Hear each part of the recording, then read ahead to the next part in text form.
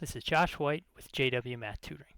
Are you looking for 50 of the hardest non-Desmos problems to solve? Then go ahead and watch this video.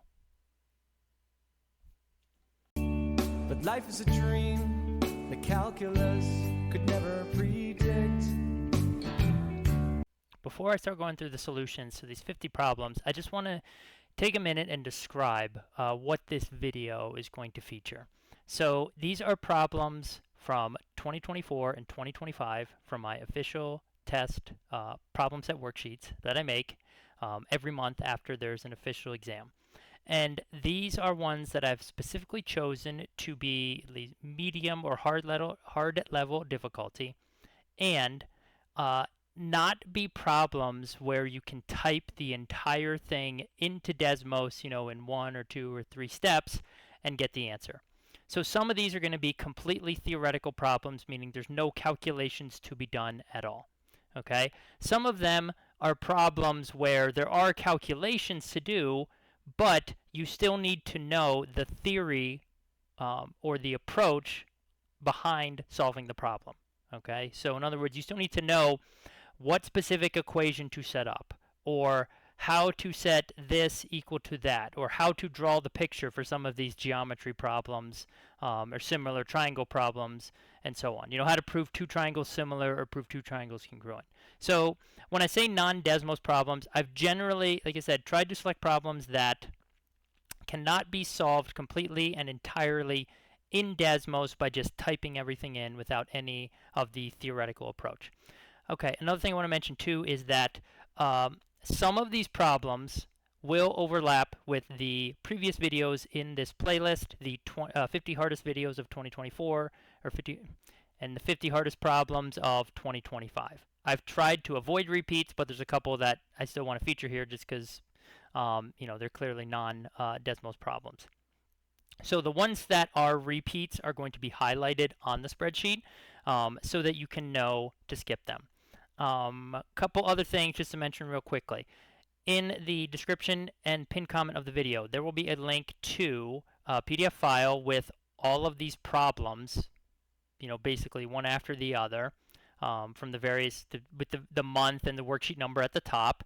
There will also be a link to a spreadsheet, a PDF file that basically has all the problems listed, and this is basically just the data from the overall master list that I keep for all the problems for my official test spreadsheets. Okay, so there's going to be the actual problems themselves, and then also a separate spreadsheet which has basically just a summary, like a one-page overview of here are the 50 problems, the month, the year, the problem number, the topic, the subtopic, so on and so forth. Okay, so look out for those. And I think that's pretty much it. I guess last, of course, if you like this video, please give it a thumbs up, subscribe to my channel, and sign up for notifications. Okay, now go ahead and get started with the first problem.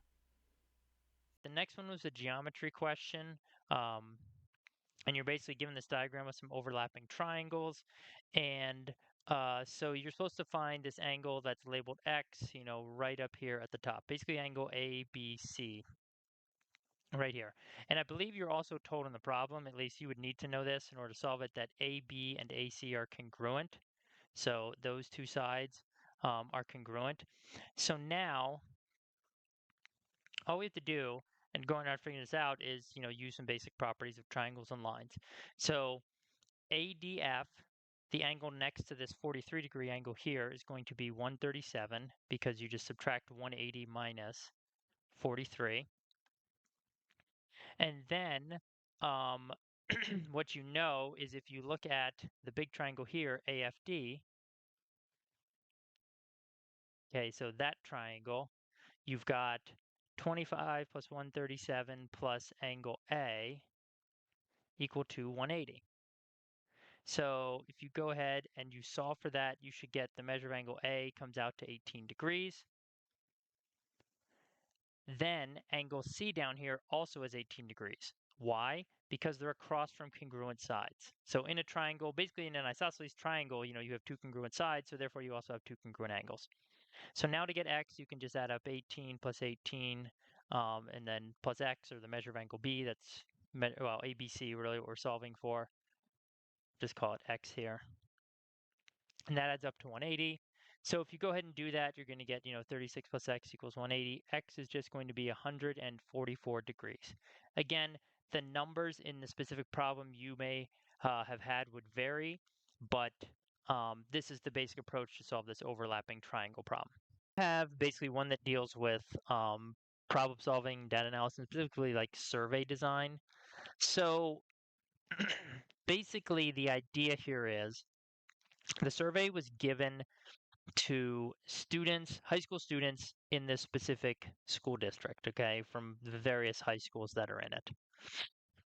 The largest population that it can be generalized to are just going to be all high schools in the district because that's where your survey population or your survey sample came from.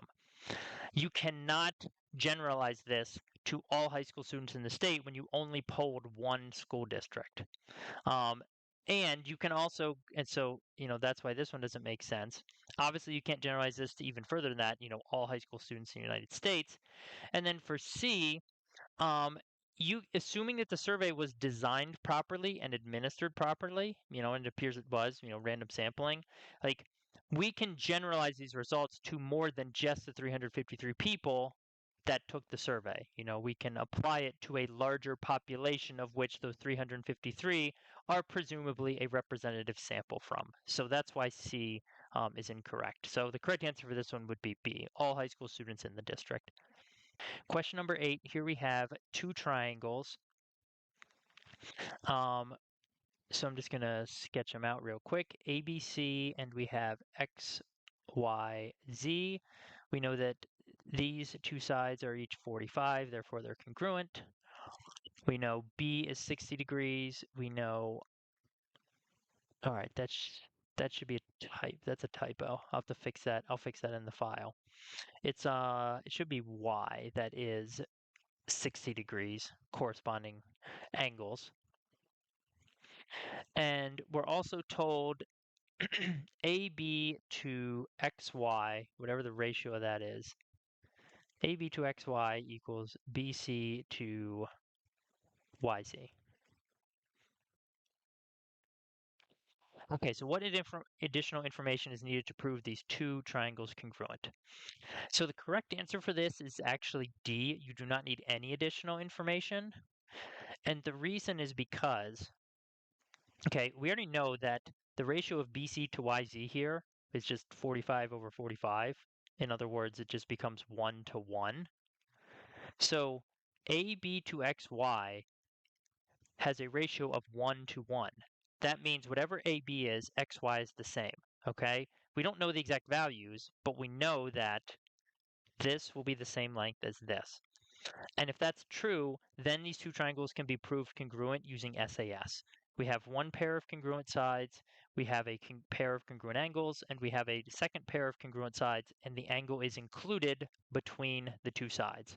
So therefore, by SAS, these two triangles are congruent based on the information we're given. So the correct answer for this is D.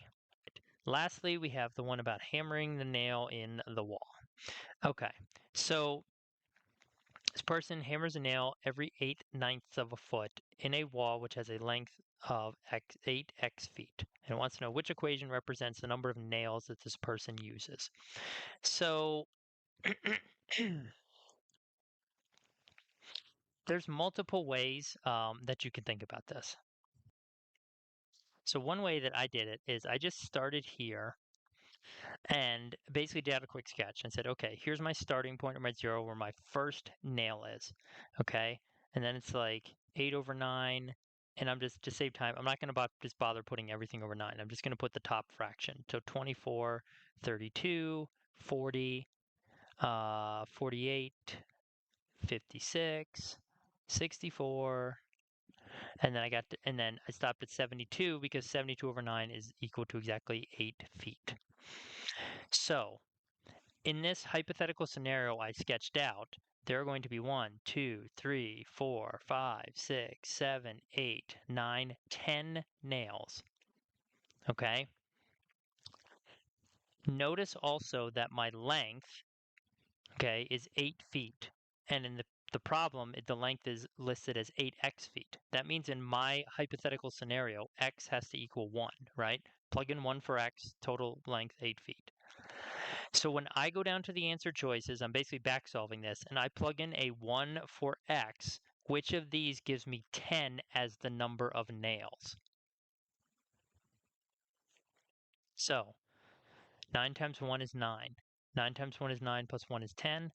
8 ninths times 1 is 8 ninths. 1 and 8 ninths. No, okay, 8 ninths, just 8 ninths.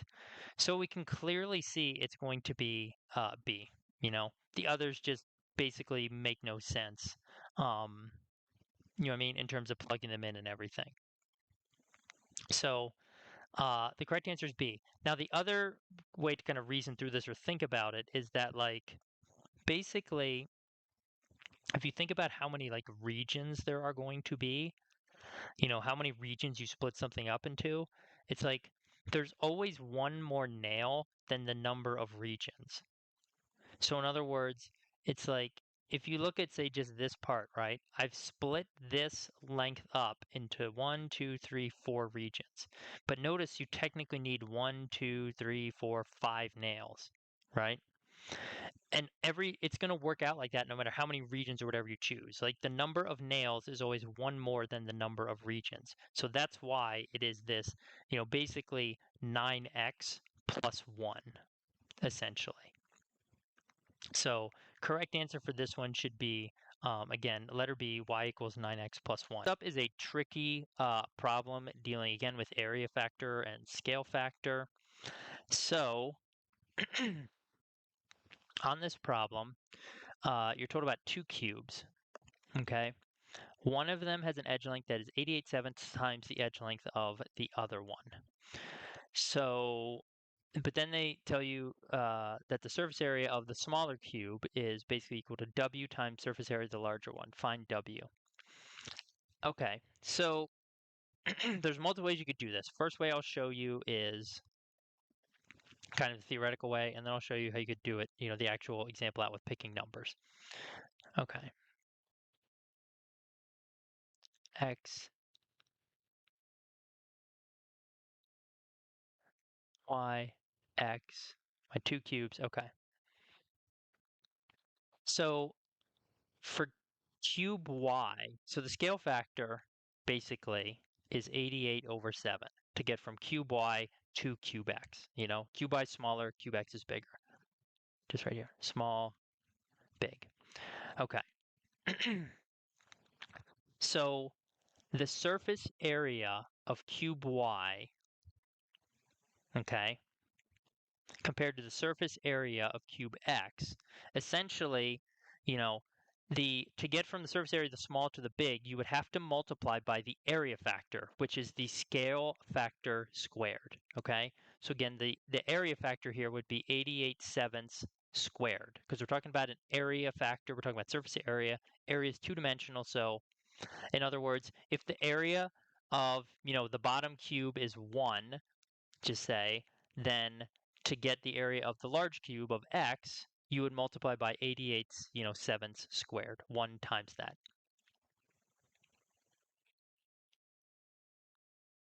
So just confirm, this is like the small area times the area factor, which is just the scale factor squared, equals, you know, the large area.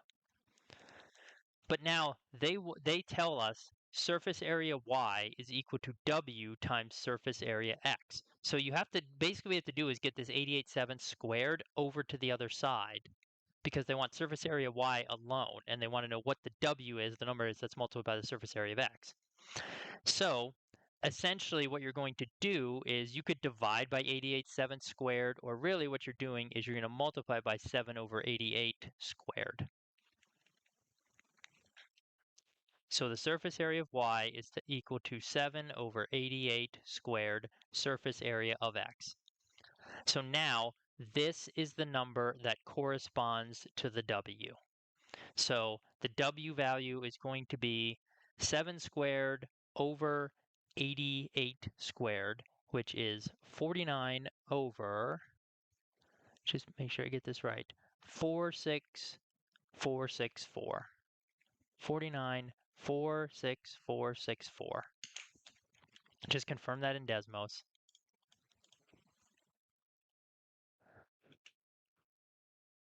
No, not the right number. I had an extra 6 in that. Never mind. Sorry. It should be 7694. No. 7744. I'm looking at the work for the example I did using picking numbers where I actually multiplied the things out um, by 6.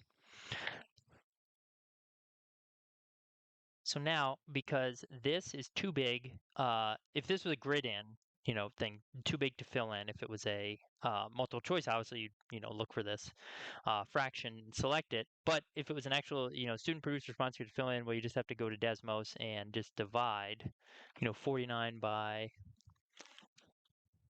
7744. And so you could either fill in 0.0063 as the decimal, or you could do 0.006. That would either of those would fill up all 5 spaces. Okay, so this is the theoretical explanation behind it. Now what I'm going to do is I'm going to actually do it out picking some numbers and just showing you, using actual numbers how it works out. So let's say cube y has sides 1, 1, and 1. Okay, therefore the surface area for y is going to be 1 times 1, the area of one face, and then just times 6 because they're all equal because it's a cube. Okay, so total surface area for y is going to be 6. It means the sides in cube y are all going to be 88 over 7. 88 over 7, but well, 88 over 7. So the surface area of x is just basically 88 over 7 times 88 over 7 and then times 6. So if you multiply this whole thing out, it turns out to be 46464 all over 49. So now you can basically go set up the equation. Surface area of y equals w times surface area of x. And now you just solve this for w. So you're just going to basically multiply by the reciprocal here, 49 on top, 46464. Do the same thing over here, times 49 over 46464. And that's going to give us our value for w. So notice if we go back to Desmos here, as we got 49 on top, 46464, okay? And that's being multiplied by 6. So that is our value for w. Notice we get the exact same answer that I had above.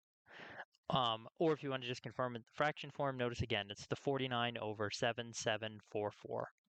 Okay, so decimal form, fraction form, but we get the same answer. It's just here I'm technically plugging in actual values for the surface area of x and y and then solving for x, or for w, excuse me, based on those values. So we get the same, basically the same answer.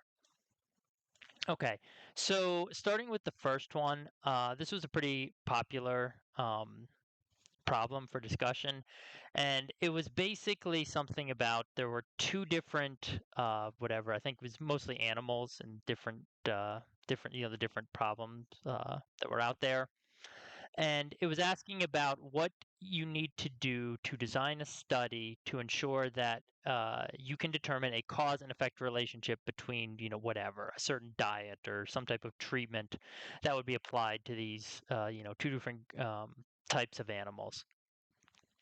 So the correct answer for this is going is going to be letter D.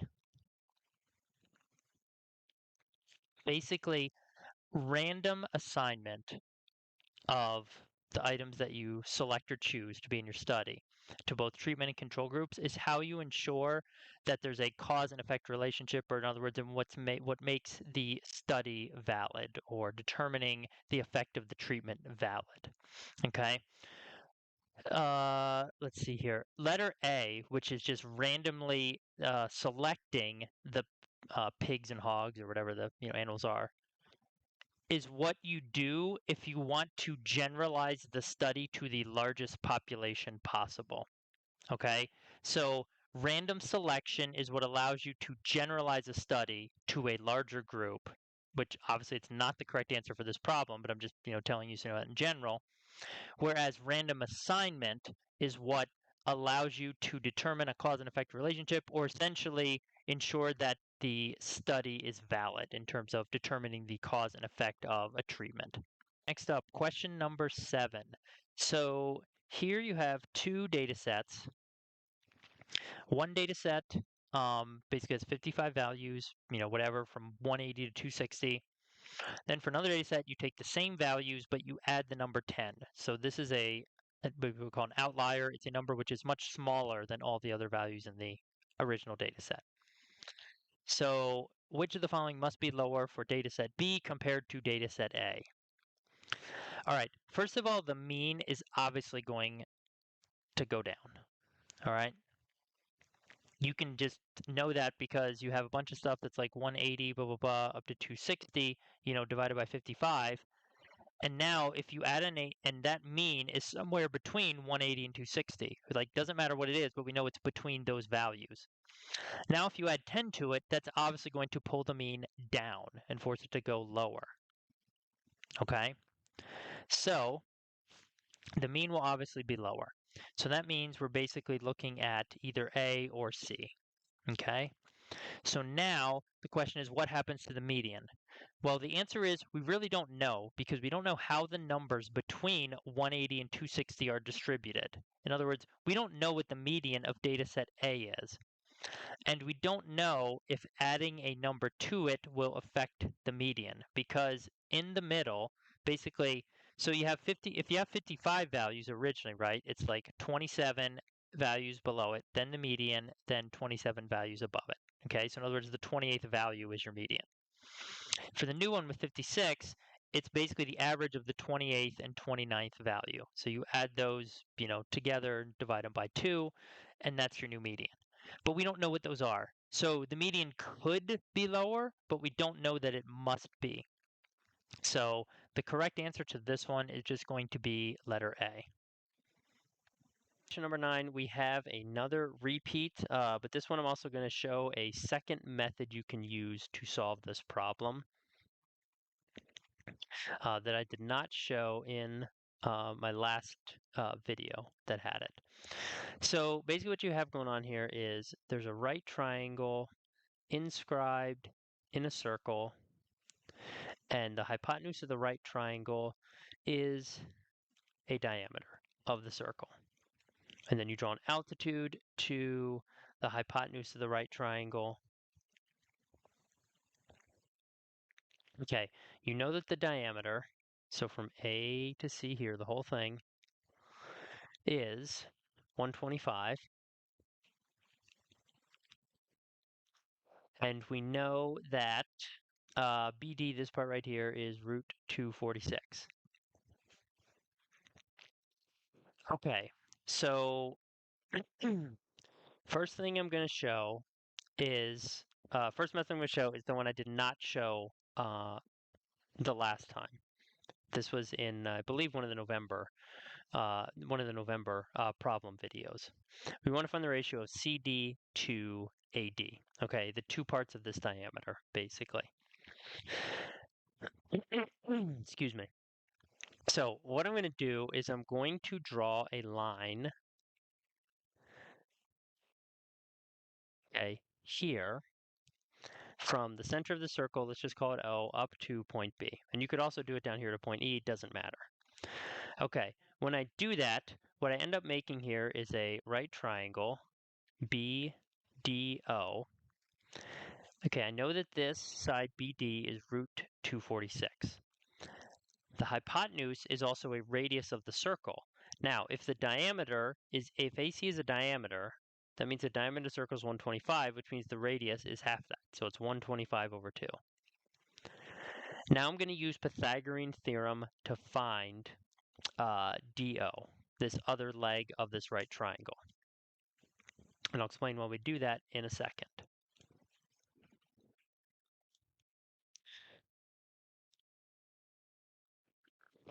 All right, so the easiest way to do this is just do x1 squared plus Square root 246. I mean, I could just write 246, but I'll just make it. There we go. Square root 246 squared. And that's going to be equal to 125 over 2, that expression squared. Okay, so this side of the triangle right here, you can see was equal to 60.5. So we can just leave it as a decimal for right now. That's fine. Okay, so this little part right here is 60.5.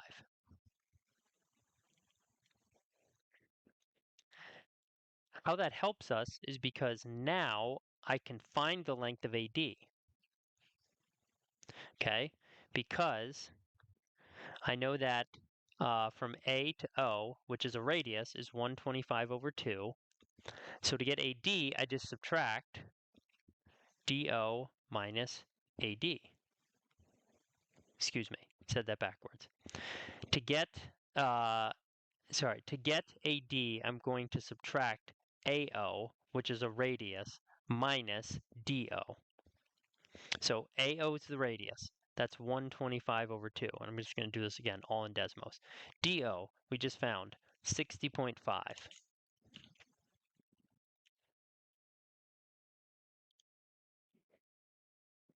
So 125 over 2 minus 60.5. That means the length of AD is just equal to 2.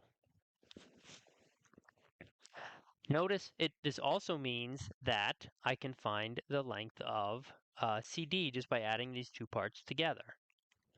In other words, CD is just going to be 1 radius plus 60.5. So in other words, CD is going to be 125 over 2 plus 60.5. I go to Desmos. I just add those two together. I get that value. 125 over 2 plus 60.5. That number is 123. Okay, so this whole part's 123. So what is the ratio of CD to AD? Well, 123, which is CD. AD, 2. So there's your answer, 123 over 2. Or you could also put in the decimal equivalent form of 61.5.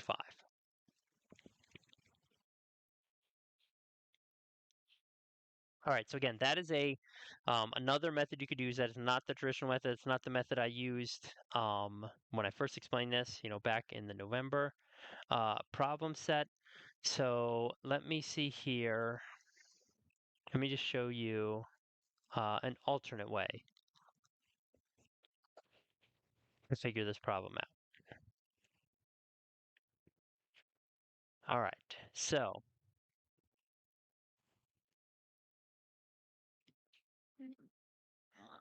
just quickly redo the picture. Here's our right triangle. Here's D, here's E. Okay. Root 246. See, whole thing 125. Okay. So what we're going to do is I'm going to just set this equal to x and this part from D to C equal to 125 minus x. Then there is a theorem in geometry which basically says if you have a right triangle and you draw an altitude from the right angle to the hypotenuse, okay, that altitude that you draw, which in this problem is the 246, this is the altitude, is the geometric mean between the two parts of the hypotenuse it splits. What that means is you basically set up a proportion where you put the side or the value that's the geometric mean like opposite each other. You could technically go top left bottom right, or technically bottom left top right, it doesn't matter. And then the other two spots you fill in with, in this case, the two things it's the geometric mean between. Okay, so here we have a proportion that we now just cross multiply. So root 246, root 246, that's just 246, going like this. And then the other way, 125x minus x squared. Now I'm going to move everything over to the left to make it x squared minus 125x plus 246 equals 0. Now you could go ahead and solve this. You could just go to Desmos and graph it and look for the 2x intercepts. You could, just factor it. It's going to be minus 123 and minus 2. So x equals 2 or 123. Excuse me. So we know the two sides are going to be, one of them is going to be 2, the other is going to be 123. But the question is which is which, because it specifically wants CD over AD. So what goes on top, the 123 or the 2? Because of this information right here in the problem, BC, i.e. this side, larger than AB, i.e. this side, that's what makes CD the larger side or the larger value. So that's what confirms that the answer is with the 123 on top and a 2 on the bottom. Okay, so notice we get the same exact answer using this method. Basically, it's using the idea of a geometric mean, but the geometric mean, like this formula, this theorem, really comes from matching up the corresponding parts of similar triangles. That's essentially what you're doing. So here you have an equation of a circle, and they tell you it's got a couple constants in it. They tell you that it intersects both the x-axis and y-axis once each, meaning that it's tangent to both the x-axis and the y-axis. So they want to know what is the value of q and w. So, all right, here's the thing. First of all, notice here k is equal to 34, meaning the y coordinate of the center is going to be up here at like positive 34. That means that like wherever, if you have a circle up here, regardless of where the center is, wherever you move it, for it to just touch the x-axis, the radius will equal exactly 34. Okay? So in order for it to again touch, because if it's more than 34, it would go through twice. If it's less than 34, it wouldn't touch at all. But to touch it, just be tangent to it, the distance here, which is 34 units, because the k value is 34, has to be equal to the radius. So that tells us the radius is 34, which also means that w, which is r squared, is just equal to 34 squared. 34 squared is 1156. Now you can apply the same basic property, or same basic idea, to find q, which is that for it to be tangent, in this case to the y-axis, the q value has to be equal to 34. Because, again, for it to touch, basically the radius has to be equal to the horizontal distance that the center is away from the axis. Otherwise, if it's too far, it would intersect it twice. If it's too short, it wouldn't intersect it at all. It has to be exactly 34 to just be tangent to it and touch it one time. So therefore, right here, q is technically positive 34, which means really the center of this is at negative 34, positive 34. It's right over here as I've drawn. But we don't necessarily care about that so much. But now we have q and w, and we can add them together, 34 plus 1156, and we can get the correct answer, which is just 1190. Now, you could technically, I guess, go into Desmos and try to do this with a slider, but I don't think it's going to save you that much time because you still need to know that the radius is 34. So you're already going to have to have figured that out, to get it to intersect the x-axis once. And then when you do that, you would see that it would be the same for the y-axis. So meaning I don't think there's a short, quick, easy way to find this in Desmos. Next, let's look at question number 6. Here we have an equilateral triangle. You're told its perimeter is 796. So that means each side is actually 796 over 3. Or if you want to divide it, I wouldn't recommend doing that. I guess you could, because it's still in Desmos would still give you the exact value. But It's approximately 265.3 repeating, but I'm just going to do everything with the fractions. Okay, so 796 over 3, 796 over 3, 796 over 3. Okay, its height is r root 3. What's the value of r? So when you take an equilateral triangle and you split it down the middle by drawing an altitude, it makes two 30, 60, 90 triangles. What you're going to do then, most likely the easiest way to do this is using special right triangle properties. I'll talk about basic trig in a second. So this right here is r root 3. So what happens at the base of the triangle down here, 796 root 3, it gets divided evenly in half because we have two congruent triangles. So that means that we're going to have 398 over 3 and 398 over 3 here. Now this side is across from the 30-degree angle, i.e. this is the short leg. So to get to the long leg, the leg which is across from the 60-degree angle, which is the height, we take this value and we multiply it by root 3. That's basically the special right triangle properties. So that is equal to the height, which we already know is r root 3. Therefore, what does r have to equal? Well, the root 3's cancel out, so r is just this number right here. 398 over 3. You could also report it as 132.6 if you truncate it, or 132.7 if you round it.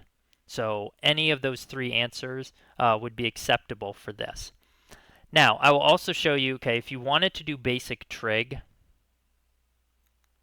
essentially what you could do is,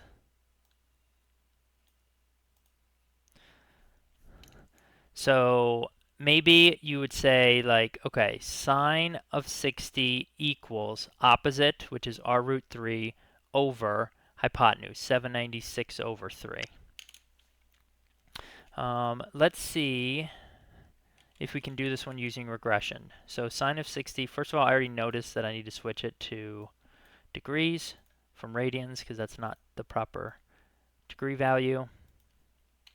Okay, and let's say I have r square root 3 divided by, I'm going to put in parentheses, 796 over 3. Yep. So notice right here, it gives me r, 132.6667. So this is an alternate way you could do it. Maybe you think this is quicker and easier. And then what I would do is I would type r and then click on this, and that gives me the equivalent fraction. So if you want to do it in fraction form, you could get it here, or you could again do 132.6, 132.7. Where you have an equilateral triangle, and you know its perimeter, and you want to find its height.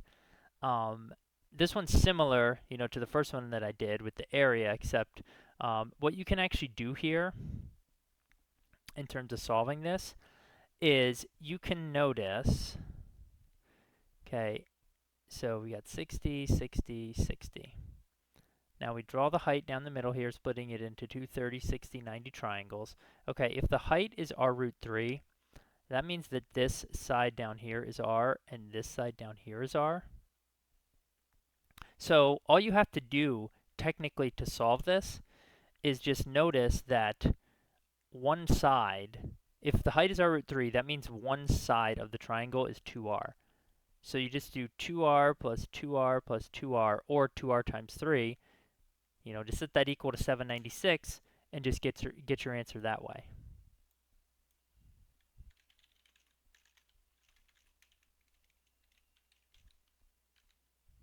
And that's the correct answer right there. Basically 132.6, 132.7, or if you wanted to, let's see, put it as a simplified fraction, it's 398 over 3.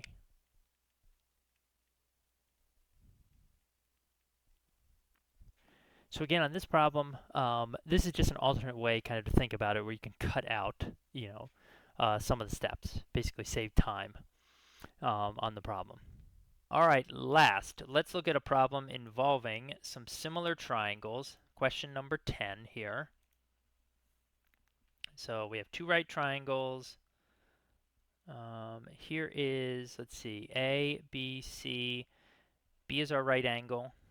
And then we have a larger one, D, E, F. E is our right angle. That's given.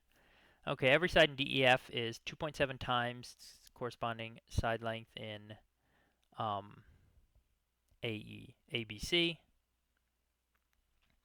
So tan F is 9 over 40. So that means you'd say the opposite side here is 9. Here's angle F. And the adjacent side is 40 from SOHCAHTOA. Tangent opposite over adjacent. Okay. The quickest, easiest way to do this is to note that since when you have similar triangles, the angles themselves are congruent. So angle C is congruent to angle F. What that means is the cosine of C will be the same value as the cosine of F. So what's the cosine of F? Well, cosine of F is just adjacent, which is 40 over the hypotenuse. Well, I don't know the hypotenuse, but I can use Pythagorean theorem to find it. 9 squared plus 40 squared equals c squared. This is an example where I think using regression Desmos is so much quicker and so much easier because you can literally just type 9 squared plus 40 squared, then the tilde, c squared. Okay, so c, the hypotenuse, is 41.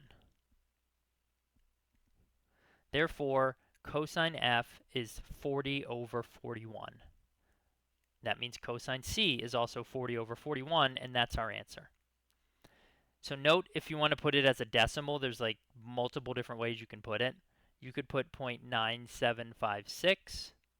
That's 5 total spaces. You could put 0.976 if you round. You could put 0.975 if you truncate. So again, all of these would be considered correct as well. Now, an alternate approach to this, which is a little bit more work, takes a little bit longer, you could figure out the actual side lengths for ABC. So like, let's say you used Pythagorean theorem and you found this is 41, and then you notice, okay, every side in like basically DEF equals 2.7 ABC. So that means each side in ABC is smaller, and specifically the way you get it is you divide the 9, the 40, the 41 all by 2.7. So you could just go into Desmos, and you could just say, okay, 41 divided by 2.7. Well, it's whatever. 15.185, blah, blah, blah. And then you could also do 40 divided by 2.7. 14.81. Again, I'm going to use the exact values. I'm just writing these down as like, temporary things. 9 divided by 2.7. 3 1/3. 3.3 repeating.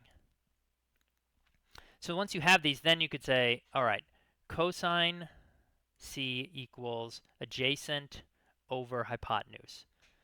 So notice, the adjacent is the 40 divided by 2.7. So I'm going to call this A just for the adjacent. And the hypotenuse is the 41 divided by 2.7. So I'm going to call this the hypotenuse. So I'll just define this as H. Okay, and now I can say, I know that cosine C is just equal to adjacent over hypotenuse. And notice I get the same decimal here, but because I defined A and H as the exact values, if I click this, it gives me the nice 40 over 41 if you want to enter it in fraction form. So this is just an alternate approach if you actually wanted to find the exact values for every side in ABC and then calculate cosine C from there. Talk about number 4. So this one is a problem that's a bit unusual. Basically, it's describing a situation, and you have sort of a system of an equation and inequality together. So the first part, 2 school districts have a total of 7,000 students. So, okay, that's easy enough. That's just going to be x plus y equals 7,000. School district 1, school district 2, total, add them up, 7,000. All right? That's in all the answer choices. Okay, move on to the next part. This is the tricky part. The difference between their enrollments is no more than 5,000 students. So what that means is, you subtract one minus the other, it's going to be less than, not 5,000, sorry, 500 students, excuse me. If you subtract the difference in their enrollments, it's going to be basically less than 500. But the problem is, you don't know necessarily which one has a larger enrollment, X or Y. Like, that's not specified in the problem. So really, this part right here, this difference in enrollment part, no more than 5,000, This is essentially an absolute value inequality that you set up like this. The difference in the enrollment is no more than 5,000. And this accounts for the fact that like X could be the larger or X could be the smaller enrollment. Because when you break this down, when you set up the two things, essentially what you end up with is this compound inequality right here. Basically, it's going to be from negative 500 to positive 500, the difference in their enrollments. That's what the subtraction's for, difference. And it's going to be positive if X is the school district with the larger enrollment, but it would be negative if X has the smaller enrollment. So the correct answer for this one is going to be letter C. Let's talk next about the odd consecutive integer problem. It's number 4 in this worksheet. So the odd consecutive integers are going to be x, x plus 2, x plus 4, and x plus 6, where x is the smallest one. And then we are going to basically set up an inequality and solve it from there. So, excuse me. We know that 23 times the third integer, which would be this, okay, is no more than. No more than is basically just an alternate way of saying less than or equal to. And then 40 less than the sum of, so we're going to add two things together. We're going to add together the first and the fourth. So the sum of the first and the fourth. And then we put the minus for the less than. Now, once you have this, you can just go straight to Desmos. You can just type this whole thing in, and you can see what your answer is going to be. But if you're going to solve it out by hand, it's going to be 23x plus 92 is less than or equal to 2x plus 6 minus 40. This becomes negative 34. And now I subtract over, I get 21x, moving that over. And when I subtract over 92, I should get, let's see here, negative 126 and divide by 21. X is less than or equal to negative 6. So what's the first odd integer we come to, which is less than or equal to negative 6? And that is going to be negative 7. So that is going to be the correct answer to this problem. Basically, negative 7 is the greatest possible value for the smallest integer, meaning like we have negative 7, negative 5, negative 3, negative 1. Those are going to satisfy this inequality. There are obviously other ones like negative 9, negative 7, negative 5, negative 3, but they want the largest or greatest possible value for the smallest integer, which is going to be negative 7, because that's greater than negative 9. Okay, so again, correct answer for this is negative 7. And just the last thing I will show you.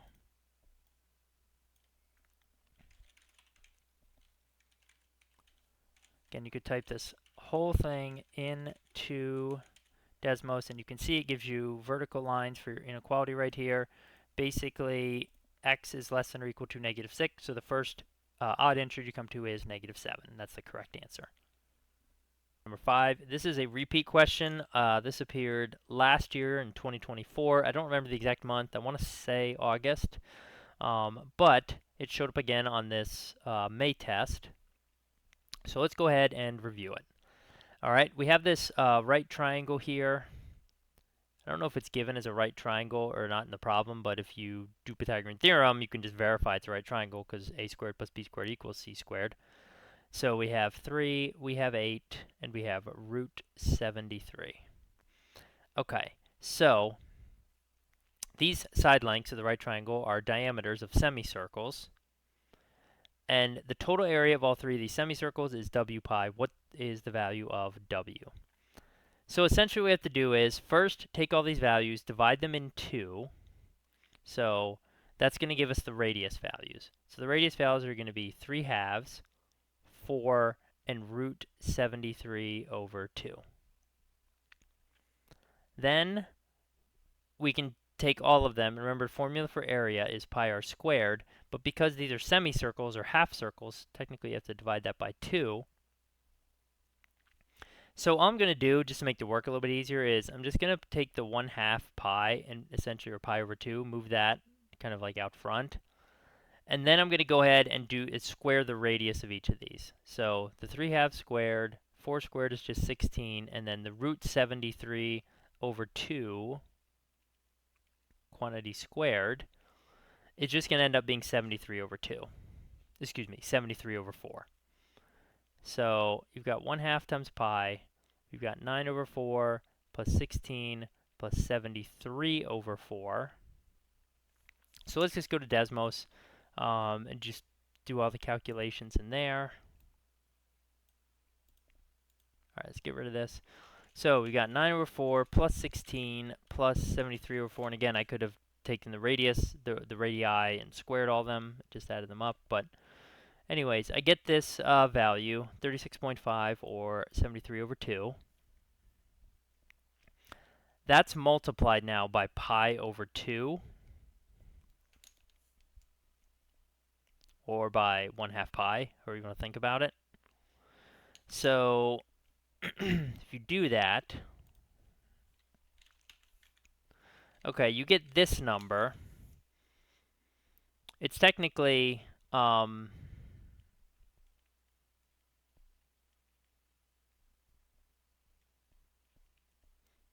73 pi over 4. You know, it's this, whatever this value right here is. But they want the number that's multiplied by pi. So W is just going to be 73 over 4, which you could also report as 18.25. Okay, so either of those would be acceptable. But now, if you're in Desmos, you're doing the calculations here, like if you multiplied it by pi over 2, I mean, you can just divide this whole thing by pi, and there we have our number, 18.25 or 73 over 4. Okay? Or just get rid of the pi out here, just worry about the rest of the stuff, just make this a 1, and there's the same number, 18.25, 73 over 4. Okay? But that should be the correct answer for W for that problem. All right, top of the next page, question number 7. Here we have another triangle-related problem, specifically right triangle and trig. So we have this isosceles triangle, okay, and we have AB and AC, which means point A is going to be up here. Here's B, here's C. Okay, and they're each 33 units long, 33, 33. And we have a 120-degree angle. Okay, this picture obviously is not drawn to scale, so just ignore that for right now. But this angle up here is 120 degrees. Now, that leaves 60 degrees to be split up between the two base angles, and they have to be congruent, of course, because they are each across from congruent sides. So we've got a 30 and a 30.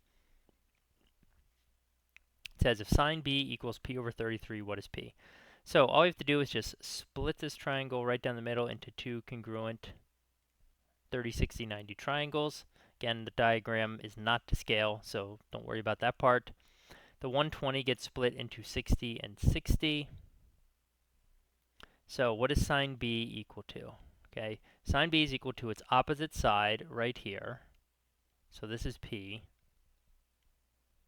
over the hypotenuse. Okay, so the hypotenuse is 33. Now, we also know that sine B angle B is 30 degrees. So we can just replace that right here. So the value of P is just going to equal 33 times the sine of 30 degrees. So if you know the sine of 30, it's just 1/2, if you have it memorized from the unit circle. But if not, of course, you could just go to Desmos and just figure it out from there.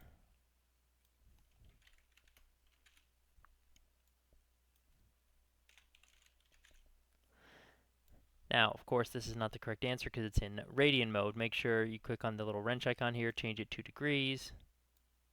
And now you can see it's just equal to 16.5. And of course, you could enter it as that, or you could enter it as 33 over 2. So 33 over 2, correct answer. 16.5, also an acceptable correct answer. But both of those are what the value of P is equal to. Last question, number 11, deals with a pyramid. specifically a pyramid with a square base. And essentially what's going on here is they give you the total surface area. They give you the surface area of the 4 lateral faces. So I'll just call it the lateral area. It's basically the 4, triangles. And they want to know the height of this pyramid. Okay, so what we have to do in order to solve this is first subtract these 2 figures in order to get the area of just the base, basically the square base. So if we just go ahead, we'll do that in Desmos.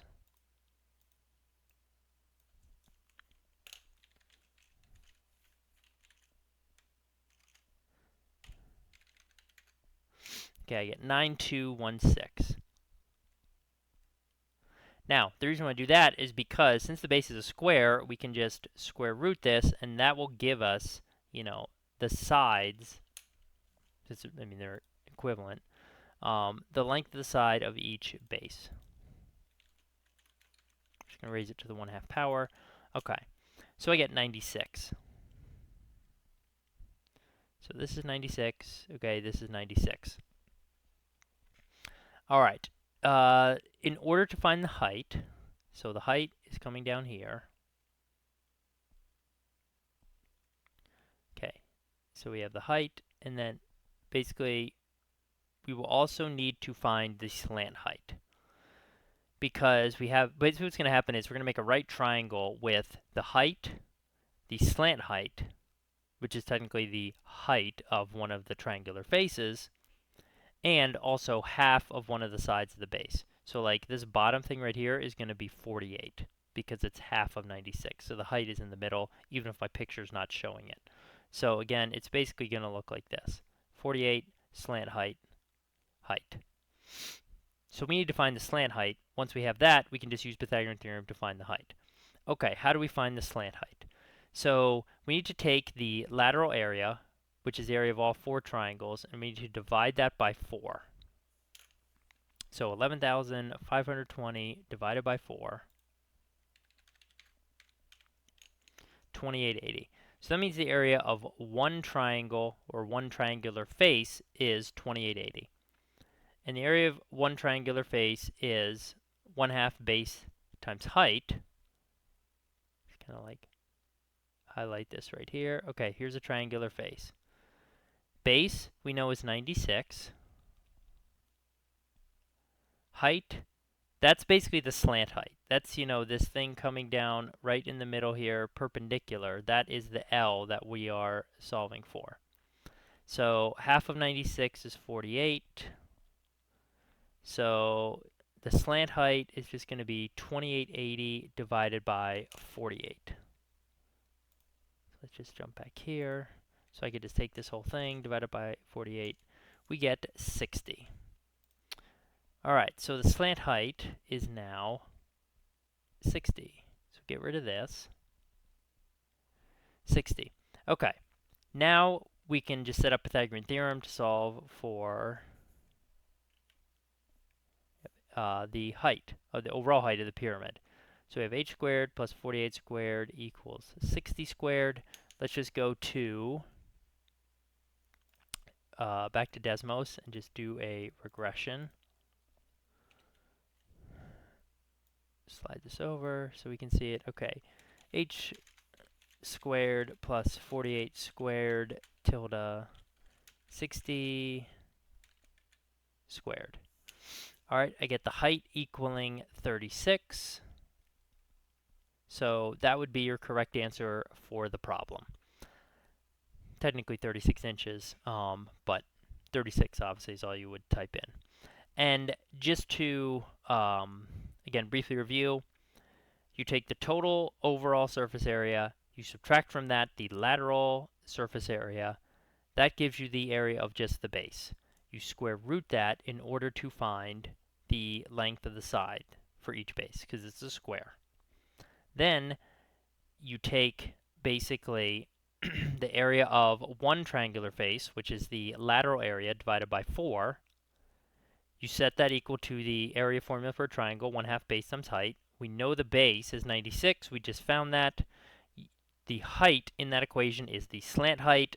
Once you find the slant height, then you can take the slant height, you can take half of one of the base sides, half of 96, which is 48, and you can use Pythagorean theorem to find the height of the pyramid, which turns out to be 36. All right, next up, question number 3. Here we have a right triangle. Okay, triangle X, Y, Z. They tell us X is the right angle, so let's put Y up here and let's put Z down here. And then we draw XW, which is perpendicular to YZ. So basically we're drawing the altitude to the hypotenuse. Common scenario, common problem type that you see. And WX, so this altitude right here, is 477. And YW, so this little part up here, is 636. All right, find tangent of angle Z. So Z is right here. All right, here is the thing basically to know or be aware of. So when you draw this altitude to the hypotenuse of a right triangle, it makes now 3 triangles. We've got the large and we've got 2 small. And they are all similar to each other, meaning they all have the same congruent angles. And therefore, they are all going to have the sides matching, the corresponding sides matching up in the same ratios. And that's how we're going to find tangent of Z, even though we don't know, YX or XZ. Okay. So, just to try to simplify this, I am going to fill in some angle measures, and these are not most likely not the correct angle measures, but I'm just going to do this to kind of help demonstrate, matching up with the corresponding sides. So, say that this angle up here was 40 degrees. Then in this overall right triangle, Z would have to be 50 degrees. That would also mean that since this is a right angle here, in the small triangle on the bottom, this would have to be 40. And then, of course, over here, if the whole thing's 90, this would have to be 50. The reason I do that is so I know how to draw the 2 small triangles to match them up with their corresponding sides. So, for example, here's W. Okay, I'm going to put X at the top, and I'm going to put Y down here. So this triangle that I just drew is this right here. Okay, so YW, 636. XW, 477. Okay, and just again, these are made up angle measures, but I'm just using them to help match things up. The 50 goes up here with X, the 40 goes down here with Y. All right, now let's look at the one at the bottom. So again, W is where the right angle is, so that's going to be down here. The angles have to match. So I'm going to match it. The 40 is going to match down here, and the 50 is going to match here. Okay, the 50 is where the Z is, so Z is going to go up here, and the 40 is where X is, so X is going to go down here. Now, let's see, what else do we know? We also know XW right here is 477. Okay. Let's just make sure, sorry, I'm just checking my picture. Yes, making sure everything matches up. All right, so notice that Z and X are corresponding angles. Therefore, because these are similar triangles, the tangent of Z is going to be equal to the tangent of X because they're both going to be the same angle measure. So therefore, the ratio of their tangents are going to be equal as well. So the tangent of X is equal to its opposite over adjacent. So the opposite here is 636. The adjacent is 477. Therefore, this you can just plug into Desmos. I'm going to show you it's going to reduce to 4/3. And that's going to be our answer. Oops, why am I putting it on a second line here? Right there, 1.33333 repeating. But we click this and we just get the fraction of 4/3. So the tangent of angle Z is equal to 4/3, or you could also type in 1.333. And that's how you can get the answer to this problem. You do not need excuse me, to solve for any additional side lengths. I mean, you can like use trig to find out what the actual angle measurements are here. and then, go from there. But actually, let's do that. Yeah, let's do that as a secondary kind of like alternate method, just to show you that it could be done that way as well. So let's erase this. Let's erase all this. Okay. All right, so excuse me. We look at this triangle up here at the top. Basically, XWY or XYW, whatever you want to look at. I'm gonna look at angle Y right here, and I'm going to say, okay, tan of Y is equal to opposite 477 over adjacent 636. Just confirm, yeah, neither of those are hypotenuse. Hypotenuse in this top triangle is XY. All right, so now I can just do inverse tan of that. 477 over 636. So let's go to Desmos.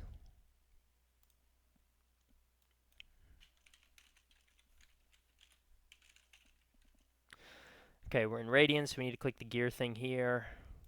Change to degrees. Okay. So we've got this specific value for y, for angle y. So I'm just going to define that. Okay. 36.87 approximately. So now I can just subtract from that from 90 to get the measure of angle z. So let's go to Desmos. 90 minus y. Okay, so this is the measure of angle z right here, 53.13, but I want to use the exact value, so I'm going to store it in. 53.13. Okay, and now what's tan of z? Well, all I have to do is just now do tan z. And right there's my answer, 1.3 repeating, because I used the exact values and carried them through, or 4/3. So maybe you think that's easier, using basic trig, and that's fine if you want to do it that way as well. That's just an alternate method you could use to solve this problem. Problem number 3, it's this one where we have right triangle, and we draw an altitude to the hypotenuse.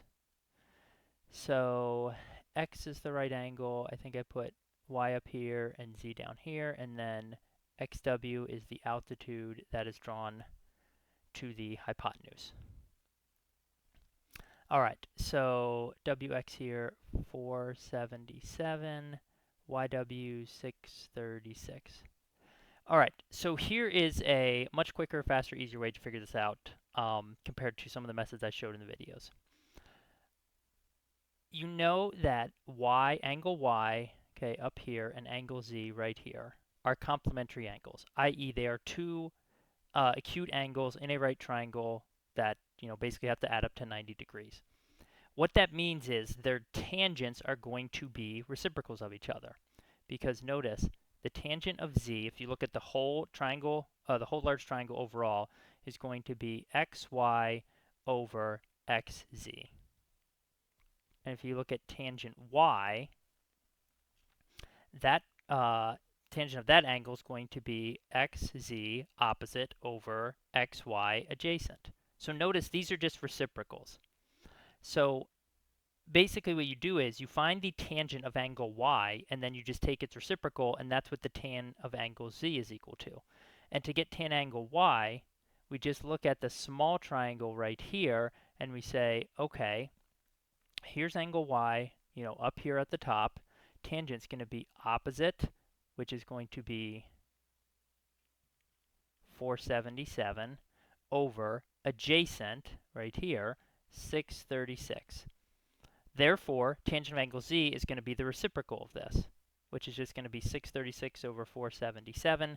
That reduces down to 4/3, or 1.333, and that's your correct answer. And so this is just an alternate way, much quicker way you could figure out the answer to this problem.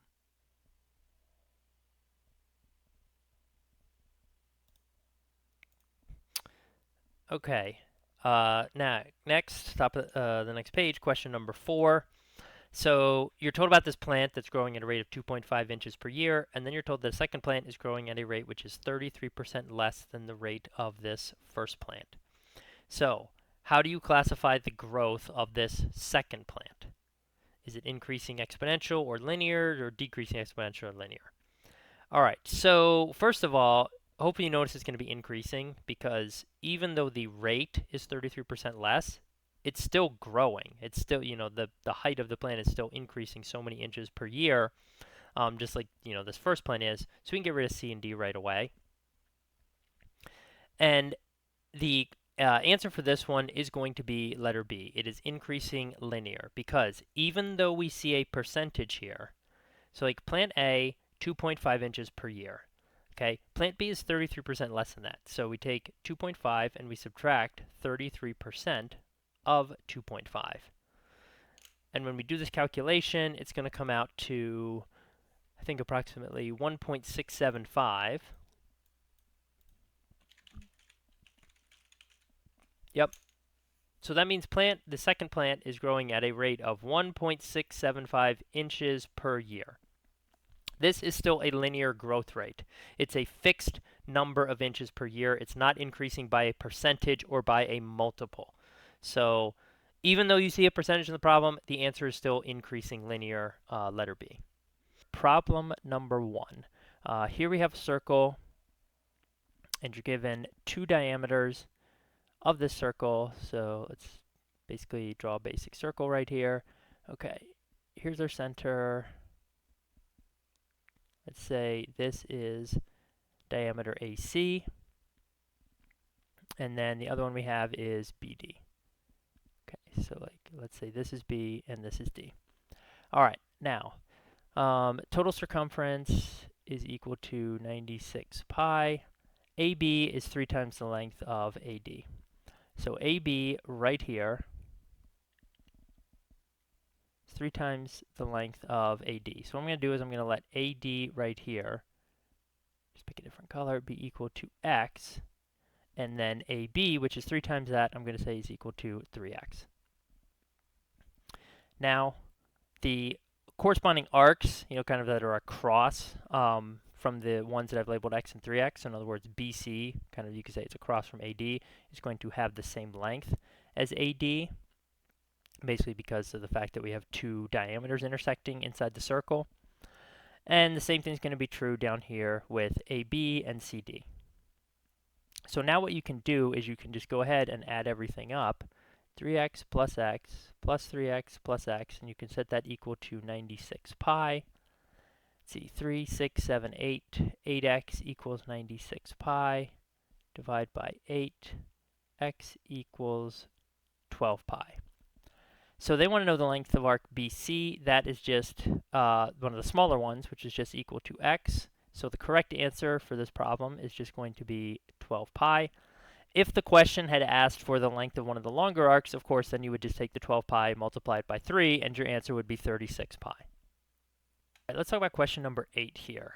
This is basically a linear interpretation word problem. So you have this boat. It travels up a river for some period of time at a speed of 12 miles per hour. Then it turns around, it travels down the river at a faster speed, basically 4 miles per hour faster, so essentially 16 miles per hour for y hours. And then it ends up 10 miles more down the river. So basically, like this distance right here is basically 10 is what they're saying. It goes 10 miles past its original starting point. Which equation represents this situation? So here's the thing. The x and y, those represent times, which are always positive. Time is never negative. So if you go to plug in values here, just like for x or y, all right, so like just whatever, just if you just pick whatever numbers, it doesn't really matter. But if you plug in positive numbers, say like, look at for A, 12 times 1 plus 16 times 1, say it goes 1 hour each direction. I mean, that doesn't make sense with the numbers in the problem, but just for this type of analysis.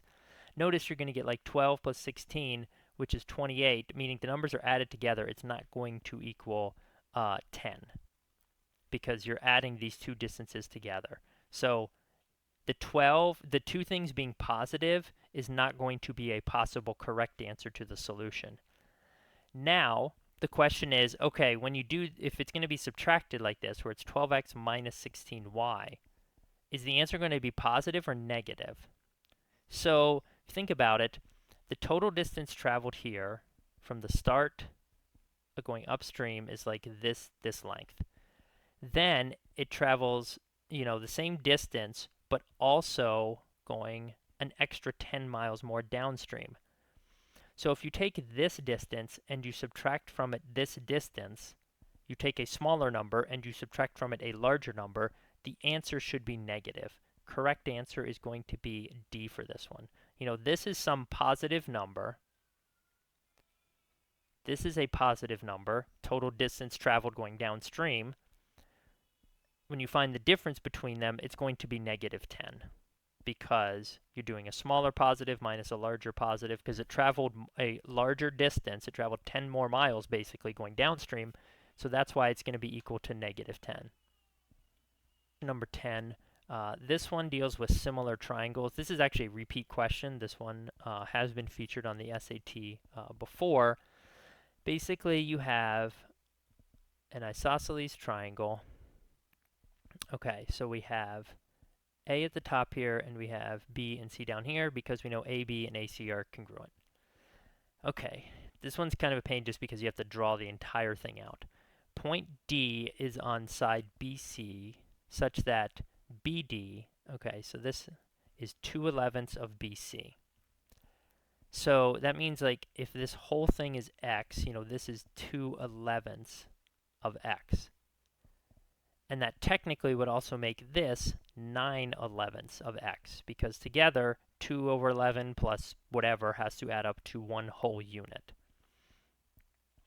But we can really just ignore the X. That part's irrelevant. We can really just kind of put these in a ratio of 2 9/11ths, 2 9/11ths. All right, point E is on AB somewhere here. Point F is on AC. So this is F, sorry, this is E, such that angles BED, okay, so this angle and DFC are congruent. So these two angles are congruent. The value of EB is 6. All right, what is the value of FC? So here's what's going on here. These two triangles are going to be similar, and the reason is going to be from the angle-angle similarity postulate. So you have one pair of angles given as congruent right here. You have this pair of angles also congruent because it's an isosceles triangle.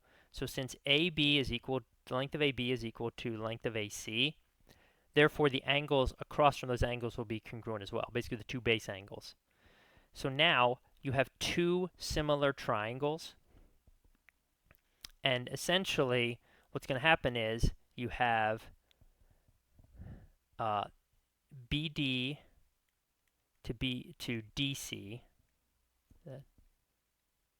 like this to this. That ratio is going to be equal to the ratio of BE, or EB, either way, to FC. So now with these, technically, even though it's 2/11ths and 9/11ths, you can actually simplify them or just change them into 2. The railroad ratio of one side to the other is really going to be 2 to 9. So you could put 2/11ths over 9/11ths, but the 11ths will cancel out, and it's really just going to be 2 to 9 for BD to DC. And then BE is going to be 6. FC is the unknown. Now you can just cross multiply to solve this, or you could just notice it's just times 3. So x is going to be 27. But if you cross multiply, you get 2x equals 54, x equals 27. So that's the correct answer right here. Next, let's look at question 4, top of the next page. This is also a repeat question. It appeared back in 2024. Don't remember the exact month. But basically what you have going on here is you're told about note this is the diameter, not the radius, but the diameter of the smaller inside circle is 8 centimeters. Okay, note that means this radius is 4 because diameter is all the way across. You're also told the shaded area, kind of like the area, the donut here, and it wants to know how long is AB. So there's technically 2 ways you could solve this. First, I will actually show what I think is the quicker, faster, easier way. And then I'll show the second way is actually a longer way, but it's actually the initial method that I thought of. So quicker, faster, easier way is to look at this and say, okay, say this whole thing here is x. Okay, area of the large circle is just going to be pi x squared. Again, this is area of the large.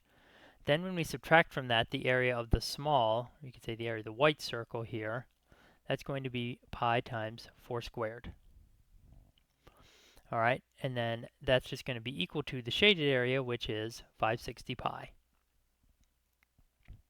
So essentially, the pi's we can just cancel out and get rid of. So we get x squared minus 16 equals 560, or x squared equals 576. Or you can go ahead and square root both sides, and x is going to equal 24. So that's the total length from the center, basically for the radius of the large circle, center to the outside of the large circle. So what's the length of AB? Well, AB is just going to be 24 minus 4, diameter of the small circle. Therefore, AB is 20. That's the correct answer.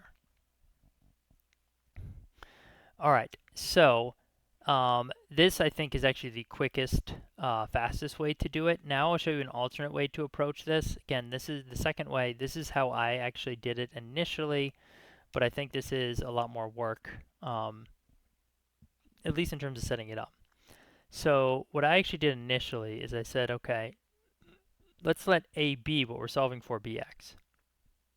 Then we know that the area of the large, which is going to be pi times x plus 4 squared, minus the area of the small, which is going to be pi times 4 squared, is equal to the 560 pi. So now what you have to do, again, pi's cancel out. You got minus 16, 560. Here you have to multiply this all out, x squared plus 8x plus 16. Now, you basically get x squared plus 8x minus 560 equals 0. Let's just save a little time, and let's just go to Desmos to solve this instead of doing it by hand.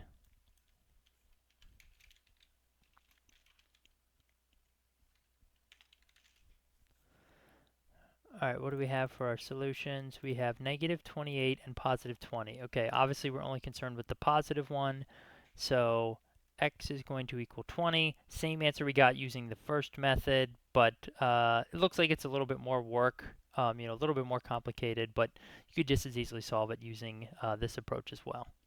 So problem number 1, here we have a circle, and you're told about the measure of an angle in the circle given in degrees.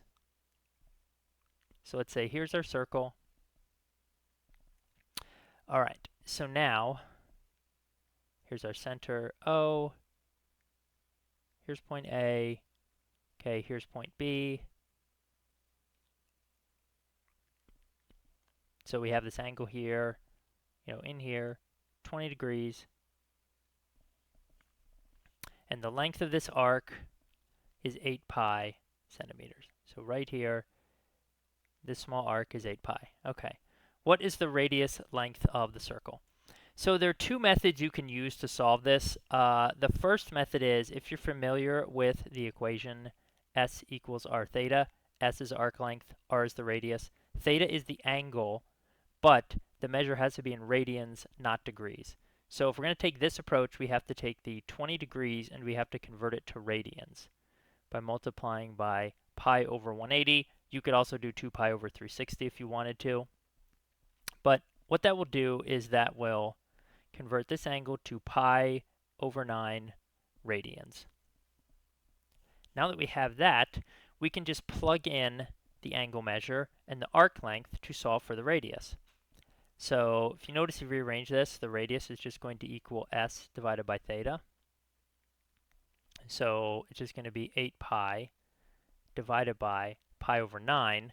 Now, if you're not familiar, but if you're not comfortable with dividing, these fractions and everything, you can just go straight to Desmos and, just type this into Desmos. The pi's are going to cancel, and then it's really 8 divided by 1/9. The 9 ends up coming up top, and the answer ends up being 72. So the radius of this circle is 72 centimeters. Now, here's an alternate approach you could take if you are either not familiar with that equation or you don't want to bother converting the angle measure to radians. Basically, what you could do is just set up a proportion. And we could say, okay, 8 pi is the arc length that corresponds to a 20-degree angle. Okay, so what's going to be the arc length that corresponds to the entire circle, or in other words, 360 degrees?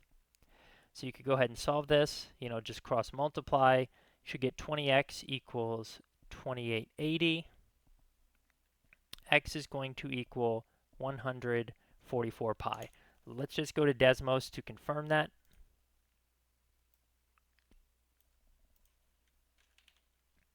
Eight pi divided by 20. I'll just use regression. Okay, so notice here it's going to give us a decimal value. It's not going to have the pi in it, but that's fine, because if I just take this and I divide it by pi, slide this up, notice it's 144. That just confirms this is equal to 144 pi. Okay, anyways, so we have the right value for this x. So x is really the circumference of the circle. In other words, all the way around the circle corresponds to the 360-degree angle. So this you can set equal just to 2 pi r. So now to get the radius, you're just going to divide this figure by 2 pi.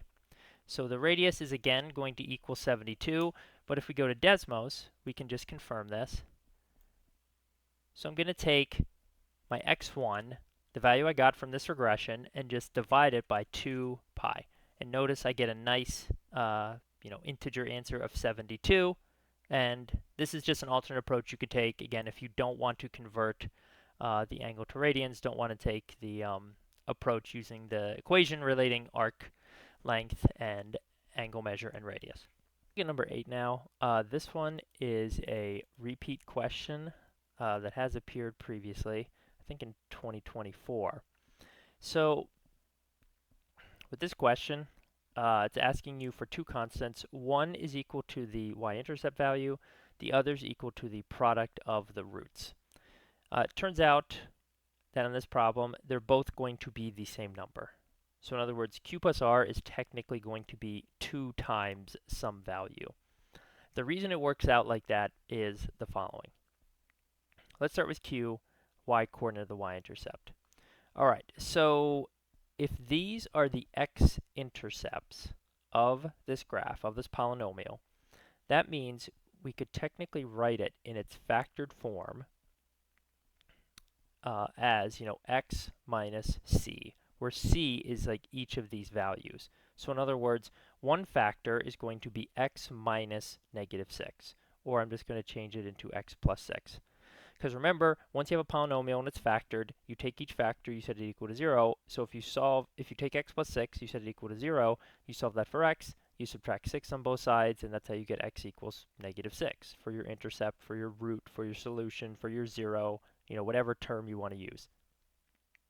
So that means we're going to have another factor of x plus 4 from the negative 4, and then x minus 2 and x minus 3. So this is what the factored form of this polynomial would look like. I mean, again, there might be a number in front here. So now, constant q is equal to the y-coordinate of the y-intercept. So to get the y-intercept, that just means we let x equal 0. So you plug in 0 for all of these basically for all these x's, in every parenthesis. Notice you're just going to get 6 times 4 times negative 2 times negative 3. Basically, it's just the opposite of each, these x-intercept values that you see here. So we go ahead, we multiply this all out, and we're going to get 144. We can just go to Desmos to confirm.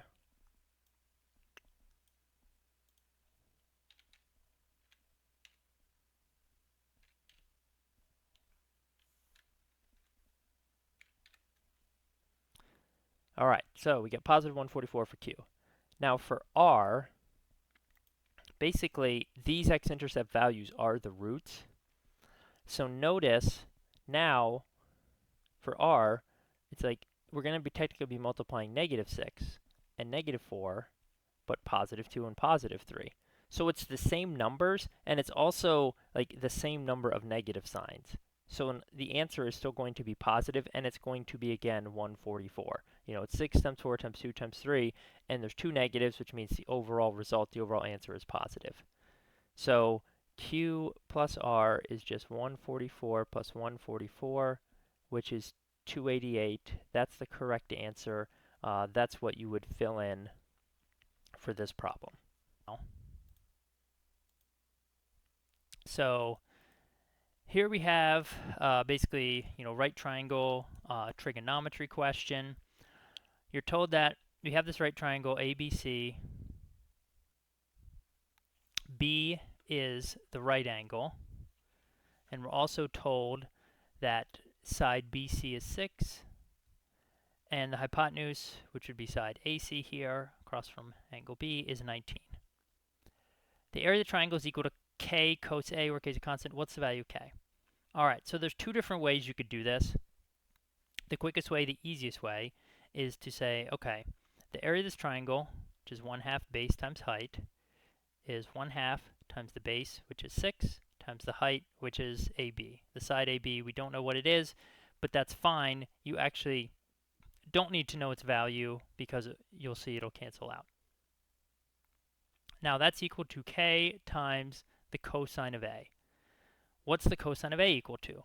Well, it's just adjacent, which is AB, over hypotenuse, which is 19. So we can just replace this with what it's equal to, which is AB over 19. Now what happens is the AB's cancel out. 1/2 times 6 is 3. So we get 3 equals K over 19. Just multiply 19, both sides by 19, and K turns out to be 57. So that's the correct answer. That's what you would type in or fill in. Now, here is an alternate way that you could do this problem. Again, this is, I would say, a longer way, more complicated way, but it's slightly different way to think about it. So first, you could find the value of side AB. Just do Pythagorean theorem. 6 squared plus AB squared equals 19 squared. If you do that, it's going to be the square root of 325. However, I would probably just do it in Desmos and just get the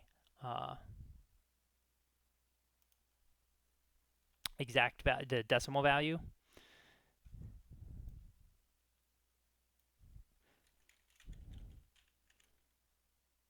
Let's see here, whatever, I'll just call it B squared. Okay, so that's where it is. That's where it is. 18.027, blah, blah, blah. Okay. So now that we have that, you can say, okay, the area is equal to 1/2 times that value. You can just do it in Desmos, times 6.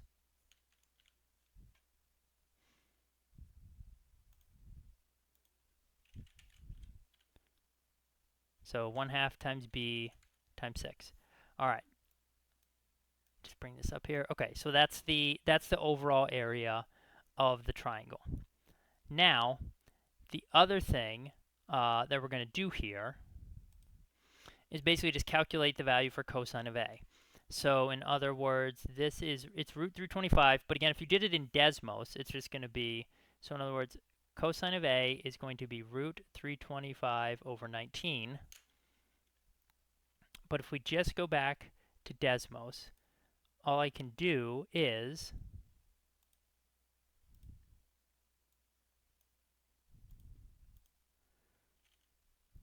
just take the decimal value for the root 325, divide that by 19. Okay, so this is equal to cosine of A. So I'll call this whatever. I'll call this capital A.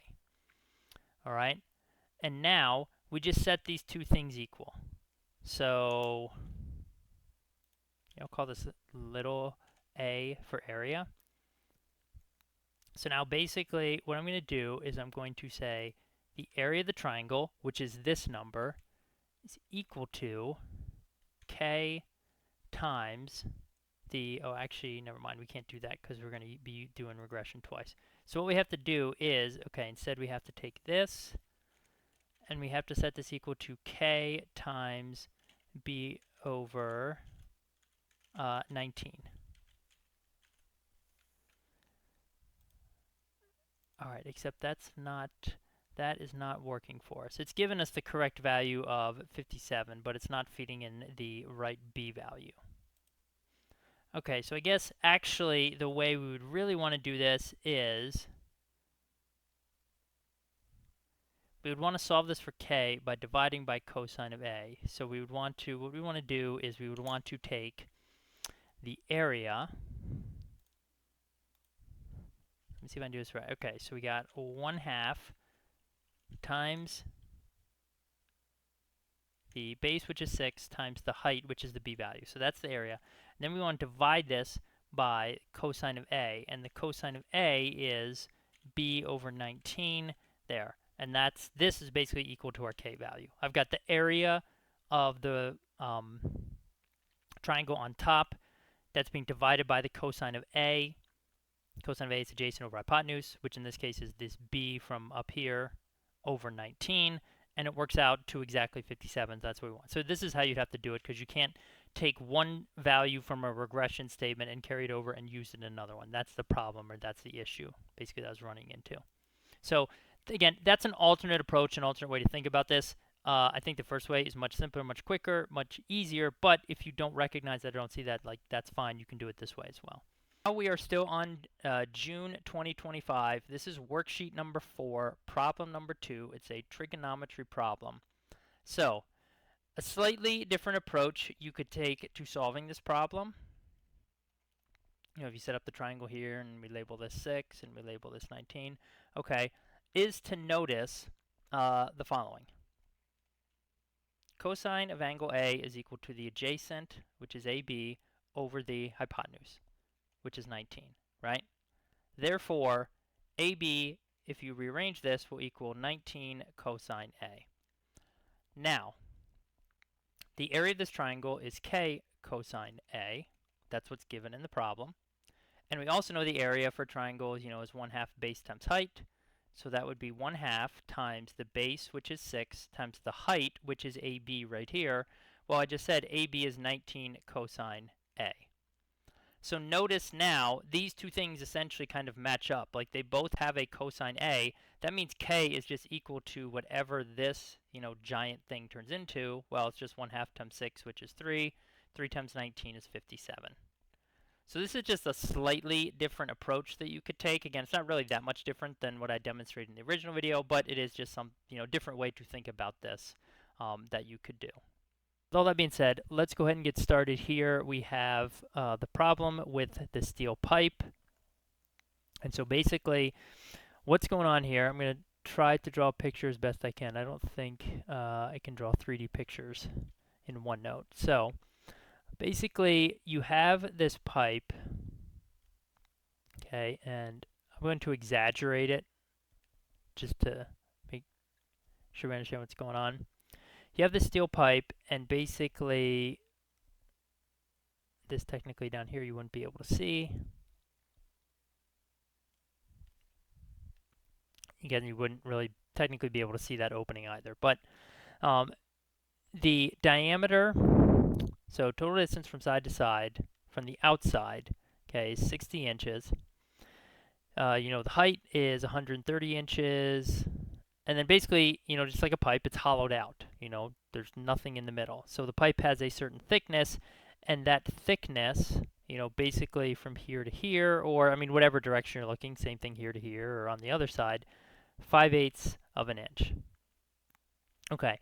The question is asking for what is the volume of the steel pipe itself. So in other words, it's like if you filled in, you know, just this area, and then extended it all the way down, you know, what would that volume be? And of course, the whole inside here, I mean, you can't see it because it's inside of the pipe, but the whole inside here, you know, would be essentially hollowed out. All right, so basically what we have to do is find the volume of the outer cylinder, then find the volume of the inner cylinder. Inner cylinder is basically the hollowed out part here, right? Outer cylinder is this outside part, and then just subtract those two, and that's going to give us the volume of basically the thickness of the pipe, or think of it as like the donut, so to speak, in the picture here. All right, so of course we know that the volume for a cylinder, the general formula is just pi r squared h. Now you do have to be careful because you're given the diameter, which is 60. That's all the way across, which means the radius of the larger one. So I'm going to do everything. So here for the outer, the radius of that is going to be 30. We do not use the 60 because 60 is the diameter. We want half that. So we know the radius is 30. We know the height is 130. And so now we can just plug everything in. Pi times 30 squared times 130. So let me just look at my notes here. It should be 117,000. I mean, I'll go to Desmos just to confirm these various calculations. But sorry, 117,000. I forgot the pi technically. But when we go to get the answer, they're only looking for the number in front, or the constant in front of the pi. So the 117,000 is really what we're concerned with. Okay, so now let's just confirm this. In Desmos, 30 squared times 130. Okay, yep, 117,000. All right, so for now, we can find the volume of the inner cylinder. You do have to find the radius first, though. Height's still going to be the same at 130. So here's the thing. The radius here is basically going to be 30, the radius of the outer, minus 5/8, which is the thickness of the pipe. So 30 minus 5/8 is going to be the radius of the inner cylinder. So you can make that into, you can put that in Desmos however you want. You can think of it as like 29 and 3/8, or you could do the decimal form, 29.375. So whatever, we'll just do that. And then you can plug that into the formula. Now, of course, this is not going to be a nice integer, but that's fine because you just have to round the answer at the end. So now we've got 29.375 squared times the 130. Okay, so it's 112,175.175. What was it? 78125. Okay. Of course, on the test, you wouldn't necessarily need to write all this down because you're just doing all the calculations in Desmos. All right, so now we can go ahead and subtract those two numbers, and that is going to give us basically the volume for the thickness, essentially, of the pipe itself. So now we can just go to Desmos. I'll just call this one, set this one equal to O for outer, so I don't have to retype it. I'll set this one equal to capital I for inner, outer minus inner. All right, so we get, and again, we're ignoring the pi here, right? So we get 4824.21875. We want to round this to the nearest whole number, therefore it just gets rounded to 4824. So it's 4824 pi, but again, n is the number here in front of the pi, so 4824 is what you would report as your answer. A very common one, basically, where you have a kite, and you're asked to find the length of one of the diagonals, and really the values under the square roots for the two line segments that make up the diagonal. So just to give you an idea of what the picture might look like. So here's A, here's B, here's D, and then down here is point C. So we have something like this. And the reason I drew it like this is because, okay, AB and AD are equal, and they each end up being 3. BC and BD are equal. They are each 19. The two diagonals, which are going to be perpendicular, basically because this is a kite, so they form a right angle. Okay, they intersect at point G. So point G is right here, and then GB and GD are each congruent to each other. They each have a length of 1. So this is a basic setup of what the picture looks like. Okay, now the length of AC, so this whole diagonal right here, can be written as root P plus root W, and they want to know what are the values of P and W. So one of these is root P, one of these is root W.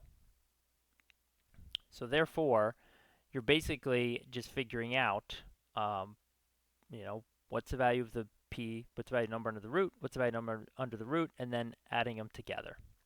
So this is just basically a Pythagorean theorem question. The hardest part of this, honestly, is trying to set up the diagram and figure out what the diagram looks like. Because for the triangle on the left, we're just going to have 1 squared plus root p squared equals 9. So now we get 1 plus p equals 9, or p equals 8.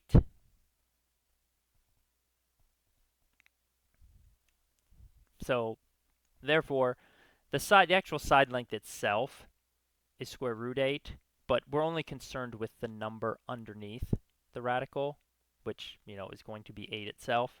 So this is root 8, but again, we're only concerned with the p-value being 8. And that's what we're going to add to w. And then if we do the same thing here, we've got 1 squared plus root w squared equals 19 squared. So w equals, let's see, 19 squared should be 361, and then minus 1, which equals 360.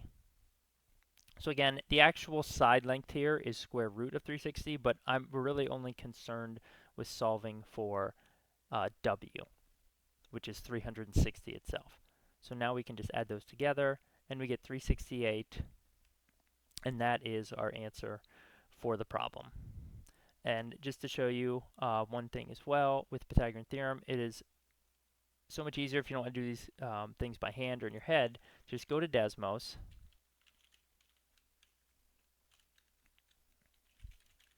and solve the equation using regression. All right, why am I putting 9? It's 3.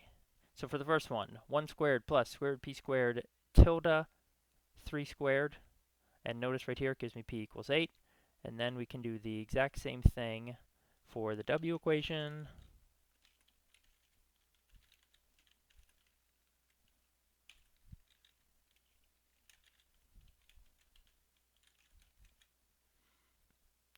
Slide this up, and then you can just type p plus w, and there's your answer right there, 368. So you can do all the calculations just straight in Desmos, once you know what you're solving for.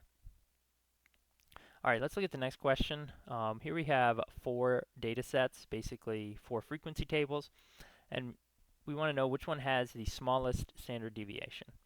Okay, so the standard deviation of a data set is basically how spread out the values are from the mean, from the center point. If you notice, all of these frequencies are set up such that they're basically symmetric. In other words, if you graph these all out on a dot plot, you essentially see symmetry. So the point is, the mean for each of these is going to turn out to be, I guess for D it might not be 8, but for the rest of them it's going to be 8.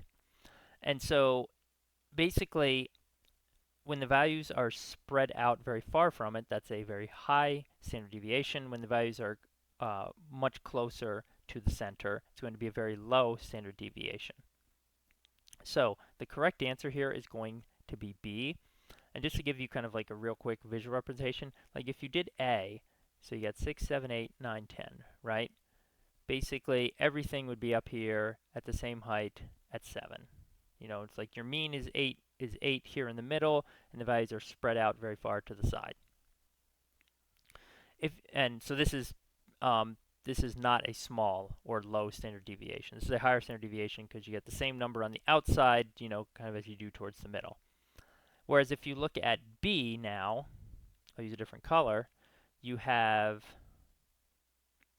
let's see here, you have a lower number here, significantly higher number here, and lower number here. Okay, see how like basically 25 out of 35 values are on the mean itself, much more concentrated towards the center. So this is a example of very low standard deviation. If we look at C, it's more concentrated than A. You would have something like, let's see, this would be 4, this would be higher, this would be higher, this would be higher, and this would be lower. Again, it's more concentrated towards the center than A. but not as much as B. And then D is going to be the one with the least amount of concentration because you have the highest frequencies out here on the side, and then lower frequencies, actually 5 should be down here, towards the middle. So the correct answer for this one is going to be B, because you want basically as few values on the outside, the highest and lowest points, and you want as many values essentially in the middle for a low standard deviation. If it asked for which one had the highest standard deviation, then the answer would be letter D. Let's look at problem number 9 now. We have two similar cylinders. Cylinder A, its volume. Actually, what I'm going to do is I'm going to make a little chart here. Okay, so we know its volume 243 pi. Cylinder B, volume 30,375 pi. We know cylinder A has a radius of 9 meters. Cylinder B, don't know. We want to find the surface areas basically for each because we got to subtract them together. Okay. Excuse me. So, what we need to do for this problem is to first find the volume factor between the two cylinders. So that's just dividing the 30,375 by the 243. I mean, technically you would include the pi's, but the pi's going to cancel. That's the volume factor. And then once we get that, we're going to cube root it to get the scale factor.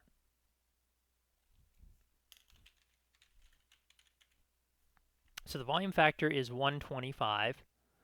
That means the scale factor, which is the cube root of the volume factor, would just be 5, cube root of 125. All right, that means every side in B is 5 times larger than in A. We're not really, well, I guess cylinders don't really have sides, but every dimension, so to speak, such as the radius and the height. Okay, now what I'm going to do next is I'm going to find the surface area of A. And then all I have to do is basically take that and multiply that by the area factor, which will technically be the square of the scale factor, to get the surface area for B, and then I can subtract them. Like, we don't actually have to find the radius or the height of B. We can just calculate the surface area by knowing the area factor and the surface area of A. So, think about the formula for volume of a cylinder. Pi r squared h. All right? We know that the radius is 9, h we don't know, and we know it's equal to 243 pi. Pi is divided out, 9 squared becomes 81, so h is just equal to 243 over 81. So the height should work out to 3. Now you can find the surface area for A. So that formula is just going to be 2 pi rh plus 2 pi r squared. 2 pi times 9 times 3 plus 2 pi times 9 squared. So we've got 3 times 9, 27 times 2, 54 pi, 9 squared, 81, 81 times 2, 162 pi. We add these together, should be 216, but again, all these calculations can just be done in Desmos. Let's just confirm. Slide this up. I'm not concerned about the pi's. I'm only concerned about the all the other values. 2 times 9 times 3 plus 2 times 9 squared. Okay, 216 pi. Good. Now, as I mentioned earlier, the area factor, so this is 216 pi. Area factor is equal to the square of the scale factor. So the area factor is going to be 5 squared, or 25. That means to get the area for cylinder B, I'm going to multiply this by 25. So now I can just go to Desmos times 25. It's 4104 pi. Just check my notes. No, I'm not getting, why is that not match? Oh, I gotta put parentheses around this whole. I want it to multiply the whole value by 25, not just the second 2 times 9 squared. So this is the correct answer. Yes, it's 5400. It's not 4104. So get rid of that.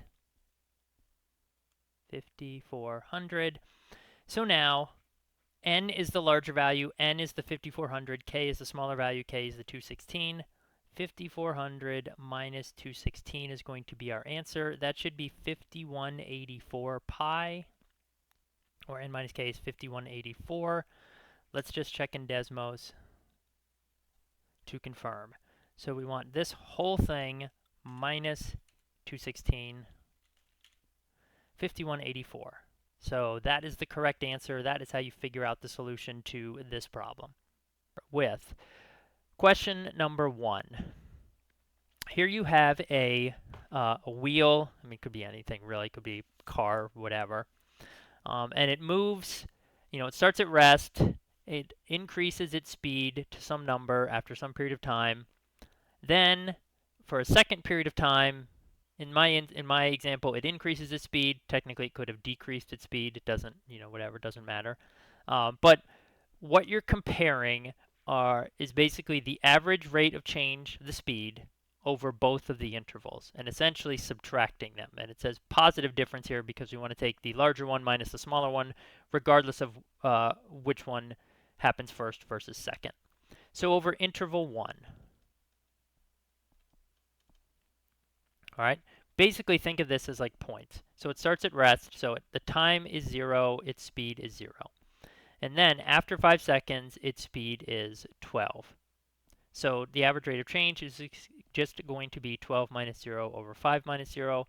It's 12 over 5, or you could make it a 2.4 as a decimal. Now for interval 2. It's starting, basically, it switches interval 2 at time is 5, at t equal 5, and when its speed is 12 meters per second. And then the ending speed that it reaches is 23, so that's going to be the y value, and this happens after 3 more seconds. Therefore, it's not 3 here. Remember, the time will be 8, right? Because it's starting at 5, it rolls down the hill for 3 seconds, so that means at time t equal 8. Again, the speed reaches 23. So now we can do the same calculation. Average rate of change is basically like a slope calculation. 23 minus 12 over 8 minus 5. And here on the bottom is where you could technically just plug in a 3 because it tells you that the total time, change over the second interval is 3 seconds. So we get 11 over 3. That's also 3.6 repeating.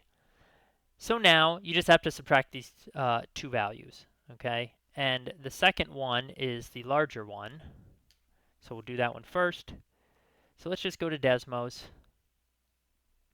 And let's just do 11 thirds minus 12 fifths. We get 1.266. If you want to convert to a fraction, it is 19 over 15. So correct answers to this problem would be 19 over 15, 1.266, or 1.267. All three of those, for these values that I've chosen, would be considered correct.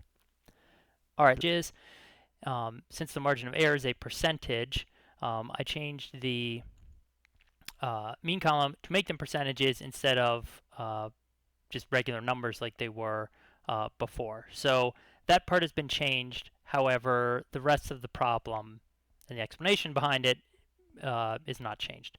So basically here you have the results of a study for 4 different grades, and each one has a margin of error. And basically you're asked to determine, which one had the largest sample size.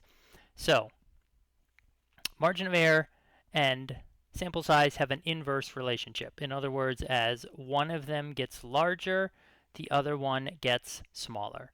So as the margin of error goes up, the sample size would go down, or vice versa. As the sample size goes up, the margin of error goes down.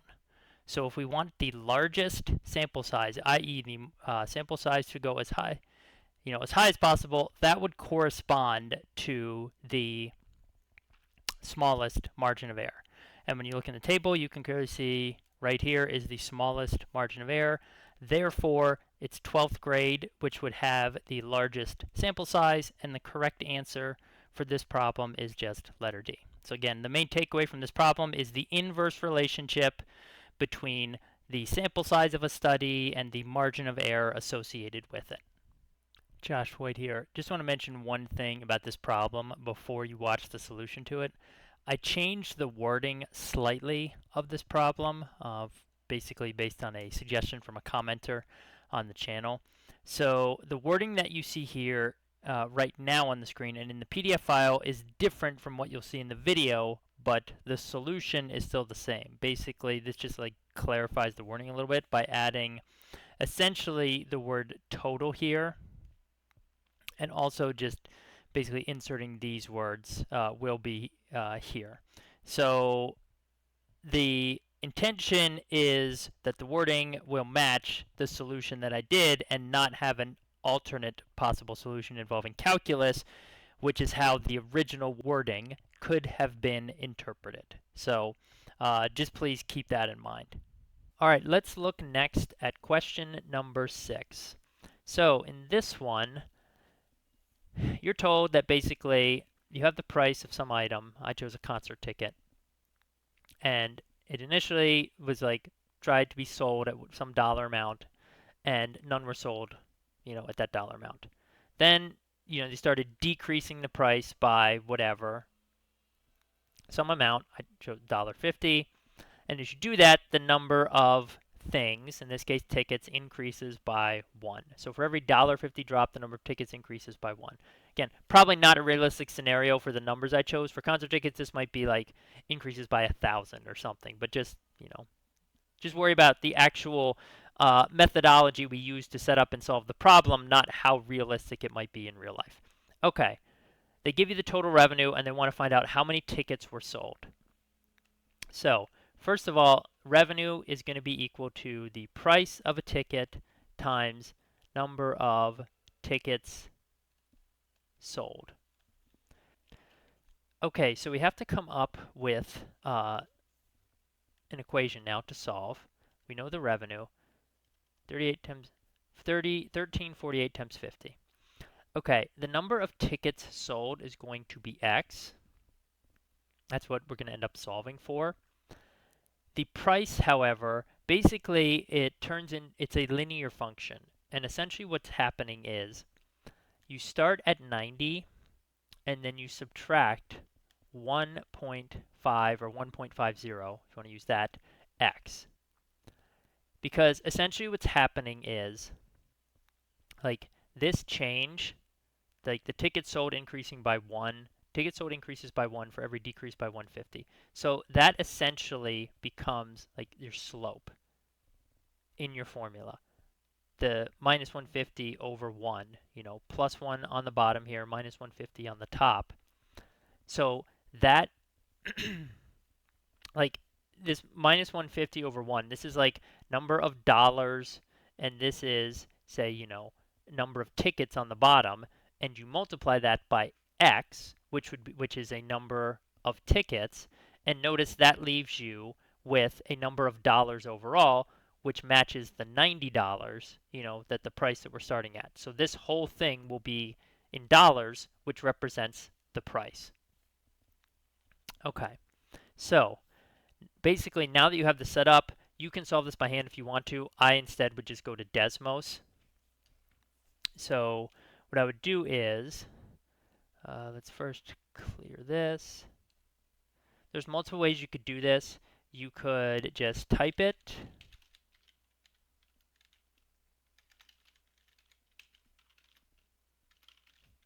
Get that out of the way, and then we can look for some vertical lines. Those are the solutions.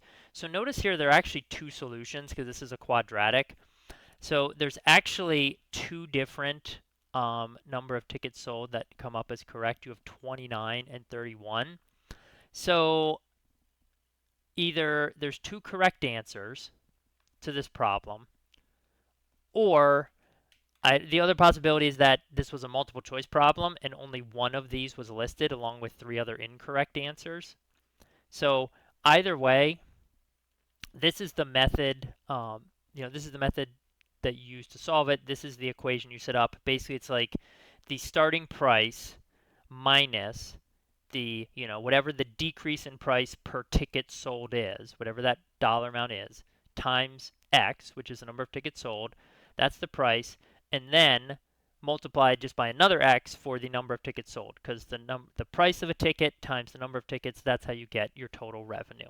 The next page, here we have a triangle problem. So notice this triangle is not given as a right triangle, okay? Instead, it's going to basically just be an isosceles triangle. I'm going to put S up here. I'm going to put T over here and R over here. Okay, we know that RS and ST are congruent or have the same length. We know that TR down here is 52, and we know that the tangent of T is 5 over 26. So what ends up happening here is you drop down this perpendicular. Basically, it's like this is the height of the triangle, and because there's a theorem in geometry which says if a point is equidistant from the endpoints of a line segment, so the segment is TR, the endpoints are T and R, S is equidistant from them because ST and SR are the same, then that point is on the perpendicular bisector of the line segment. That means that this height I drop down divides this evenly into a 26 and a 26. Thus, this allows you to determine that the tangent of t is basically the height over 26, and since we know it's equal to 5 over 26, therefore this side right here is 5. So what's the area of the triangle? It's just 1/2 times the base, which is 52, times the height, which is 5. Half of 52 is 26. 26 times 5, I believe, should work out to 130. So the correct answer for this one is 130. With that being said, let's go ahead and get started here on question number 1. This was a very popular question that came up, the one about like vitamins and so many ounces of cheese and so many ounces of tuna. And essentially you have to construct an equation that represents the total ounces of this vitamin that you would get for eating, let's say, X ounces of cheese and Y ounces of tuna. All right, so we know that the basic relationship, okay, for cheese, it's 3 ounces of cheese to 1 ounce of this vitamin. And then for tuna, it's 1.2 ounces. I'm just using OZ to abbreviate ounces to 1 ounce of the vitamin. Okay, so really what you have to do here is you have to find essentially the unit factor. And what I mean by that is how many ounces of the vitamin do you get per 1 ounce of cheese or per 1 ounce of tuna? So that's really where you're just dividing, both sides by these values. The reason we do that is because, so this is 1 ounce, this is technically 1 over 1.2, which if we go to Desmos, you'll see that this actually reduces to 5 over 6. So, sorry, the reason we do that is because if you want to find out how many ounces of the vitamin you would get from eating X ounces of cheese and Y ounces of tuna, basically we get the unit basically the unit amount, the unit conversion factor right here, and then we're just going to multiply that by X. So for example, 1 ounce of cheese, 1/3 of an ounce of vitamins. Now if I wanted X ounces of cheese, right, I would just multiply this by X. X times 1 is just X. And then the same thing over here, you multiply it by X, so that just becomes X over 3. Or, as you can see in this equation right here, 1/3 X. And then similarly over here, if you wanted for the tuna, if you ate Y ounces, you just multiply this by Y, and then you do the same thing to the other side. So you get 5Y over 6, or 5/6 times Y. So the correct answer for this one is going to be letter C.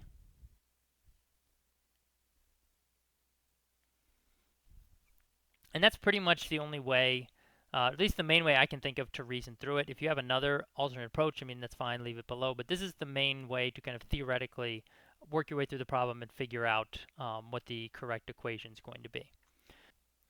You have a glass. It currently has 22 mLs of water. It's being filled at this given rate. Question wants to know which expression down here represents the volume of water in the glass after t seconds have elapsed. All right, so here is the thing that makes this a little bit tricky. It's 0.08 milliliters, per every 8 seconds, right? That's basically the rate that it's being filled up at. Okay, and we're starting with 22, so obviously we're going to starting with that, and then we're adding, this, and then times t seconds. Problem is, this doesn't look exactly like any of the answer choices, so what you have to do, what you have to recognize is that this part right here is just going to reduce to 0.01. And therefore, it's going to be 22 plus 0.01t, or if you look at answer choice A, you just flip the terms and turn it into 0.01t plus 22. Now, you could also, I'll just tell you, you could also technically do this by back solving. I won't go through all the work on this, or not back solving, excuse me, picking numbers. Not back solving, picking numbers. So what you would do is you would pick a number of seconds, like say you would pick 16 seconds, right? And you would say, okay, well, it's 22 mLs to start, 0.08 every 8 seconds. So that means 0.08 for the first 8 plus 0.08 for the second 8. Therefore, it's 22 plus 0.16. And then you would go through each answer choice and you would plug in 16 for t, and you would see which one equals 22.16. And just to confirm, it's going to be A. It is not going to be any of the others. So 0.01 times t plus 22, and when I set t equal to 16, notice there I get the answer that I expect if the time is 16 seconds. And you could check the other three, but you'll see that they're going to be incorrect. All right, next let's take a look at the last problem on this first worksheet, September 2025 problems. Number 9. Okay, this one, if you read through all the text, basically what you have is a picture which is going to look something like this. And there's two different ways you could draw it. I put C here, obviously, is the right angle. And I put B down here and A up here. But you could technically have them switched. Because I drew it like this, that means point K is somewhere on side BC, consider the base of the triangle. And then L is on your hypotenuse right here. You draw this line, and basically these two things are parallel. Okay, we also know LK, or KL, is 21, and AC over here is 63. We're told to find the length of segment BK, so we'll just label this X, and we also know that the area of the triangle is 819. All right, so this is actually going to be a multi-step problem. Essentially, step 1 is using the area and using this side right here, which we could think of as our height, to find the total length of the base. All right, so we know 1/2 times the base, which is side BC, times the height, is equal to the area. So if we go ahead and set up that equation, we should end up with BC equaling 26. Okay, so this entire side length right here. Let's just go to Desmos to confirm. So easiest way I would do this, I'm just going to use B for base, and then it's multiplied by the height, which is 63, and we'll set that equal to 819. Okay, good. So B is 26. Now, we can set up a proportion with similar triangles to solve for the length of x. So essentially what's going to happen is, we have these two sides, and we'll just fill this in now as 26. The two yellow sides are sides in the large triangle. Then the two red sides are sides in the small triangle. So I'm going to set up a proportion of, x, small triangle, base, over 26, large triangle base, equal to 21, small triangle height, over 63, large triangle height. Now, you could solve this up by hand, or let's just go back to Desmos and just do it that way. Just move this to the side. So basically I want, instead of x, whatever, I'll just use x1, that's fine, over 26. I could have typed b there, 21 over 63. Okay, so x1 comes out to 8.666667. So let's type it down here. Let's convert it to a fraction. Okay, so we get 26 over 3. So that is the correct answer for BK. So you could enter it as 26 over 3. You could enter it as 8.666. That's if you truncate the decimal, or you could enter it technically as 8.667. That's if you round the decimal. But all three of these answers would be considered correct for this problem, would be accepted. Next, let's talk about question number 5. This one deals with similar triangles. So you have two triangles, and so I'm just going to sketch. Let me just look at my notes here, how I sketch these out. Okay, A, B, and C, P, Q, and R. All right, so we know that B is 56, and we know Q is 56. Okay, so these are the same. And also notice we're proving A, B, C, and P, Q are similar, which means we want A to correspond to P, B to Q, C to R, right? We want those vertices to match up. So which of the following is sufficient to prove that these two triangles are similar? So there's three methods. There's AA, angle, angle. There's SAS, side angle, side, and SSS. Each of the A's stands for a pair of congruent angles. Each of the S's stands for one pair of proportional sides. So let's see what we have. Okay, answer choice A. AB equals 10 and PQ equals 20. So far we have one pair of angles and one pair of sides, but that's not enough. So therefore, this answer choice is not sufficient. Now, in B, we have the same information, but we also have AC equals 12 and PR equals 24. So these are both pairs of sides are proportional by the same scale factor of like 2 to 1. You know, the triangle on the right is double the sides of the triangle on the left. But this is not one of the approved methods. This is not SAS because the angle must be included between the pair of proportional sides. And in this example, it is not. This would be like SSA. Therefore, this is not an acceptable method. Okay, now you can probably already recognize that it's not going to be C because, again, we only have one pair of sides here, and that's just not enough. So the correct answer is going to be D. And so basically what you have is, okay, we know this is 34, and we're told this is 90. So you're right now, if you look at the diagram, you're like, well, we still only have one pair of congruent angles. However, you can determine that, 56 plus 34 adds up to 90, which means 180 minus 90 leaves angle A also being 90. Now you technically have two pairs of congruent angles, and you can use angle-angle similarity. Similarly, you could also determine that angle R is 34 because 90 plus 56 is 144, and 180 minus 146 is 34. Therefore, you also could have two pairs of congruent angles, B to Q and C to R. So in either case, the correct answer is D for this problem. Let's look at number 8 next. So this one is similar to a question that was on the first problem set, except now it's asking for which of these has the highest median. Okay, so if you notice, for A and C and B, or A, B, and C, all of them have frequencies which are basically symmetric, right? It's like the outmost values have the same, then the next innermost have the same, then this one has the highest. Same, same, highest.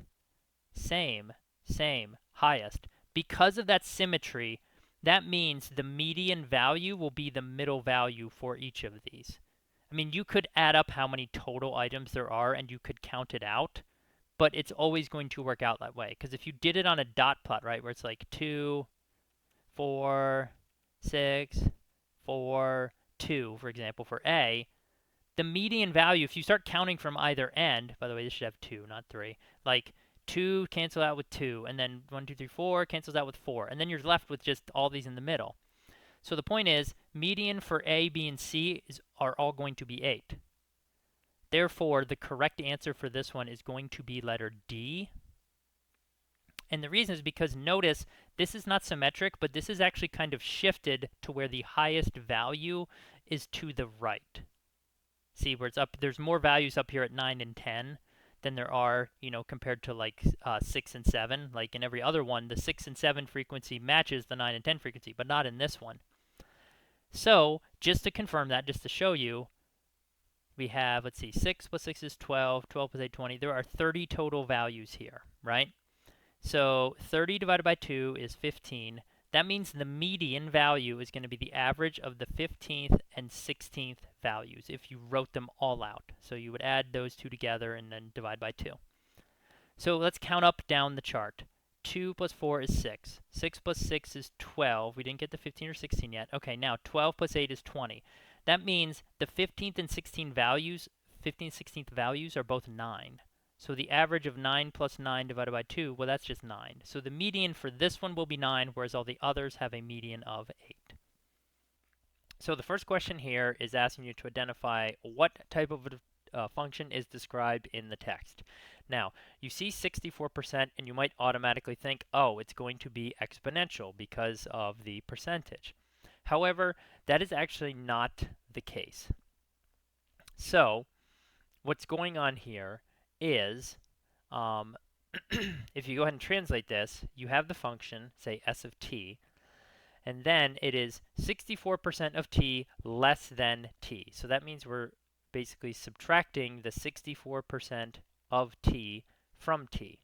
Now, 64% of t is just the same as taking t and multiplying it by 0.64.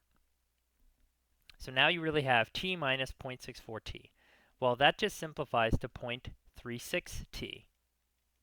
Okay, so at this point, first of all, hopefully you recognize it's linear. Okay, it is not exponential, so we can get rid of these two. And it's also going to be increasing because this 0.36 out here, this is really the slope, and this is a positive number. Okay, therefore, this is going to be an increasing linear function. Note that the t is greater than 0 part, that technically doesn't really apply or isn't needed for linear functions, but you would need it for exponential functions. So that's just thrown in there to, in case it's like it would be an exponential function, but in this specific instance, it is not. So question number 1, the answer is A. It's increasing linear, and you could just go to Desmos and graph this out, and you can see it's just going to be, an increasing line with a positive slope increasing from left to right. All right, let's look now at question number 3. Here we have a circle.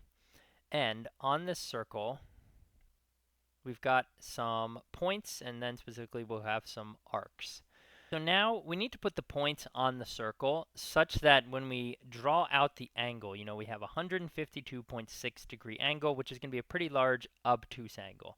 So I mean, it doesn't have to be to scale, obviously, but like I drew mine something like this up here. Here's x, y, okay, and here's z. So this, pretty large, whatever. This is 152.6 degrees. Okay, what is the sum of arcs x, y, so this arc right here, and y, z, this arc right here? Basically, what you have to do for this question is, first, you have to know that the measure of an arc is equal to double the measure of its corresponding inscribed angle.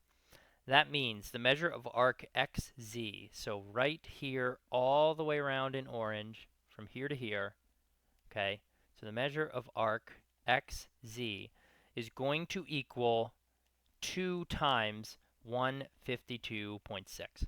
An alternate way you could think about it is the measure of the angle, an inscribed angle, is half the measure of its arc, but we know the angle, we want to find the arc, that's why we double it and not half of it.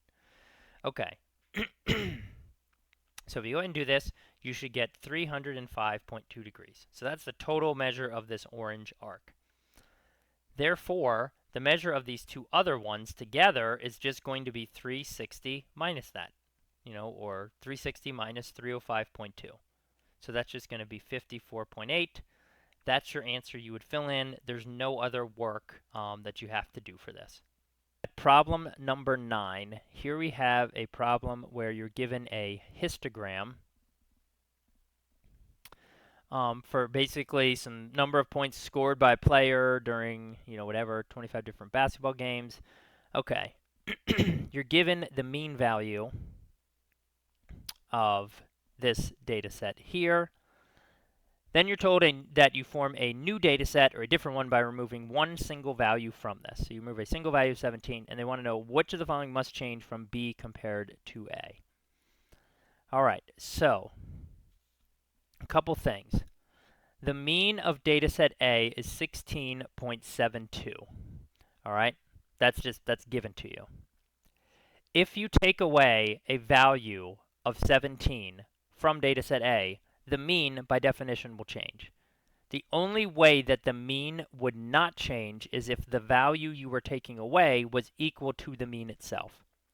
But if you have a bunch of items and you remove an item, the mean will guaranteed change unless the item you're removing is the same as the mean or average value.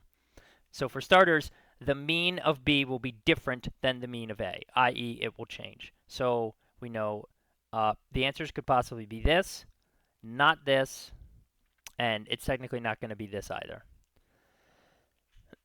Now, the question is, does the median value change? So, okay, you think about 25 values, right? The median value will be the 13th value. It's basically going to be like values 1 through 12. 13 is directly in the middle, and then there's going to be 12 values on the other side, which is technically 14 through 25. So if you count this up, right, we have 2, and then we have 5 here, which means like cumulatively we're at 7, and then you add another, so this is 5, another 6 here, so cumulatively you're at 13. So the 13th value is somewhere in this bar right here. Something from 14 to probably 17. All right? So the median is somewhere in there. The problem is we don't know exactly how the scores are distributed within the bars, okay? Because these are ranges. These are not specific individual single values. So it's impossible to tell what happens to the median because, first of all, we don't even know the median of the original data set. We know the range that it's in. We know it's between 14 and 17. You know, we know it's somewhere from here to here, but we don't know what the exact value is. So we can't even determine that, which means we can't tell if it's going to change for B once you take out a 17. So the correct answer to this one, at least as I've worded it, is going to be answer A. The mean is the only thing that we know for sure will change.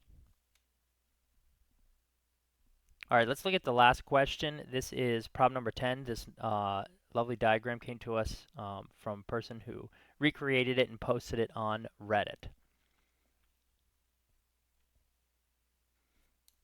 So in this circle, we have point O is the center. You're told BD here is a diameter. It goes through the center. That would make sense. And you're also given that AC and BC are the same. So this is an isosceles triangle. So I don't know, like this side and this side are identical. The full side, not just, you know, the part to the left of where it intersects BD, the full thing. Okay. Find the measure of DBA, which is this angle up here. So we know that first of all, we know this angle is 71, and we know this angle right here is also 71 because it's an isosceles triangle, and you're told AC and BC are congruent or have the same length. So angles opposite congruent sides will have congruent measures. All right. Now, next thing we can figure out is that this is angle BAC right here is an inscribed angle. Its measure is equal to half the measure of its intercepted arc, which is arc BC right here.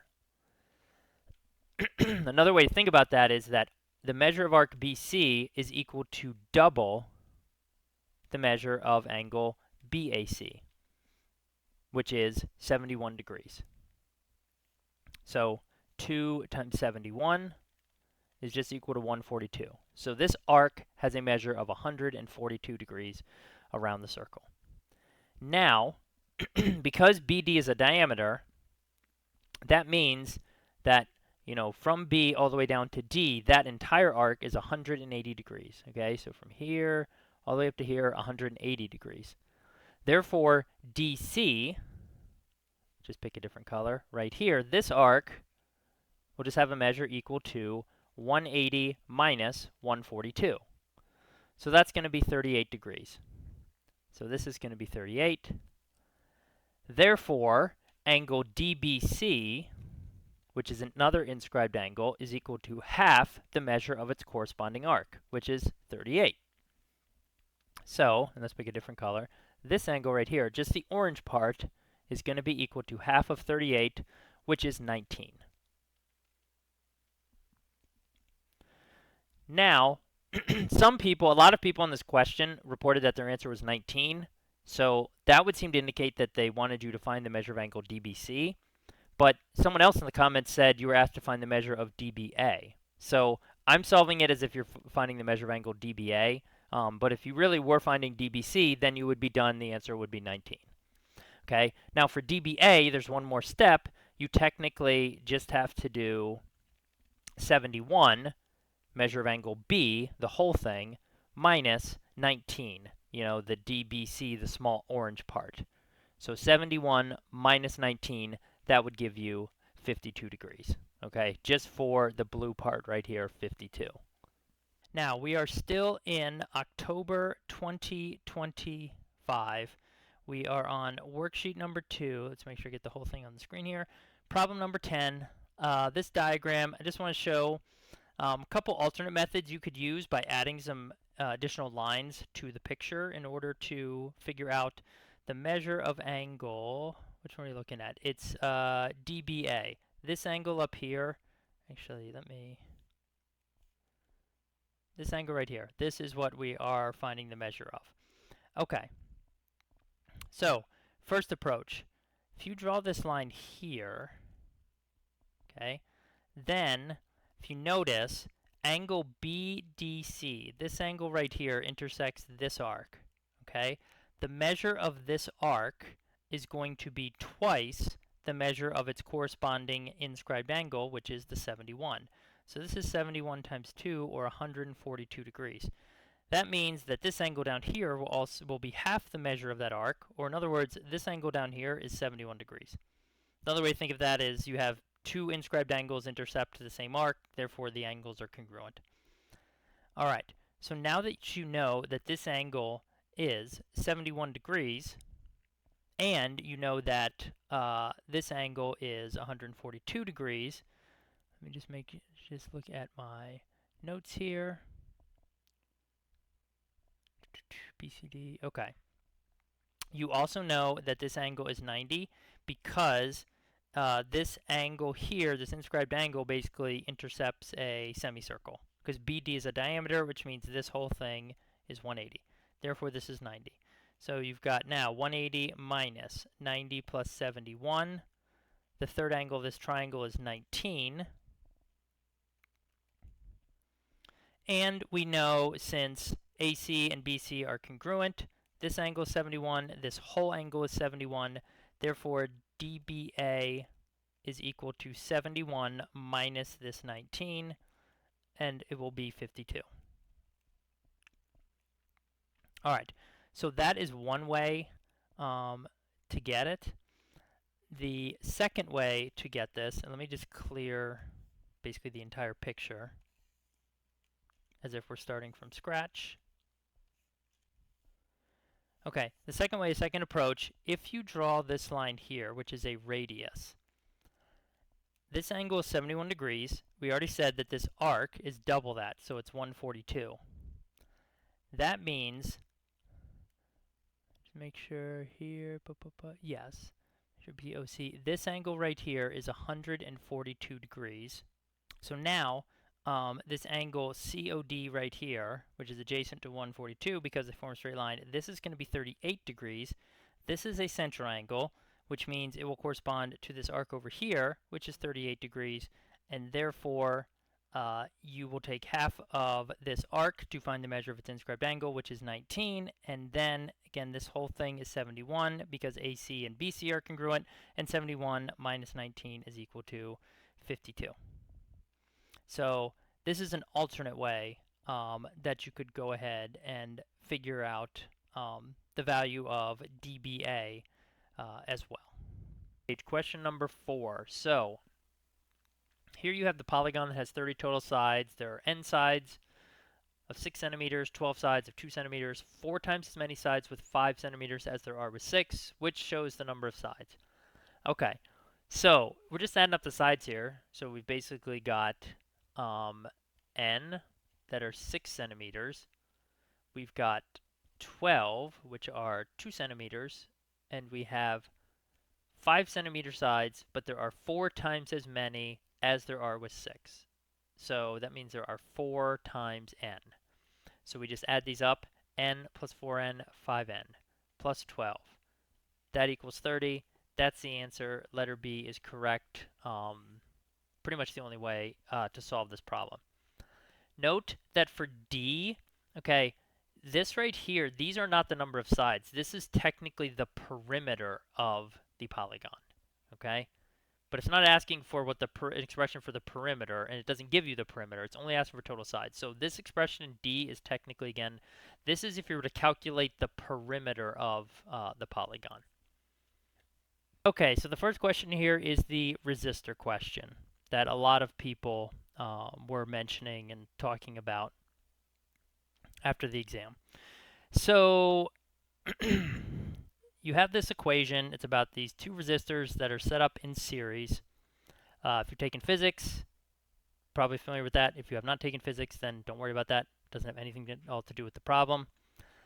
Basically, it wants to know, okay, what's the positive difference between A and B? And A and B represent the individual resistance in ohms of both of these two types of resistors. Okay, so here's essentially what's going on in this problem. First, I'm going to separate the two terms that are being added on the left to write them like this.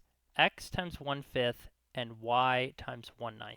Okay, on the right side, we just have a number, 47 over 45. We keep that. All right.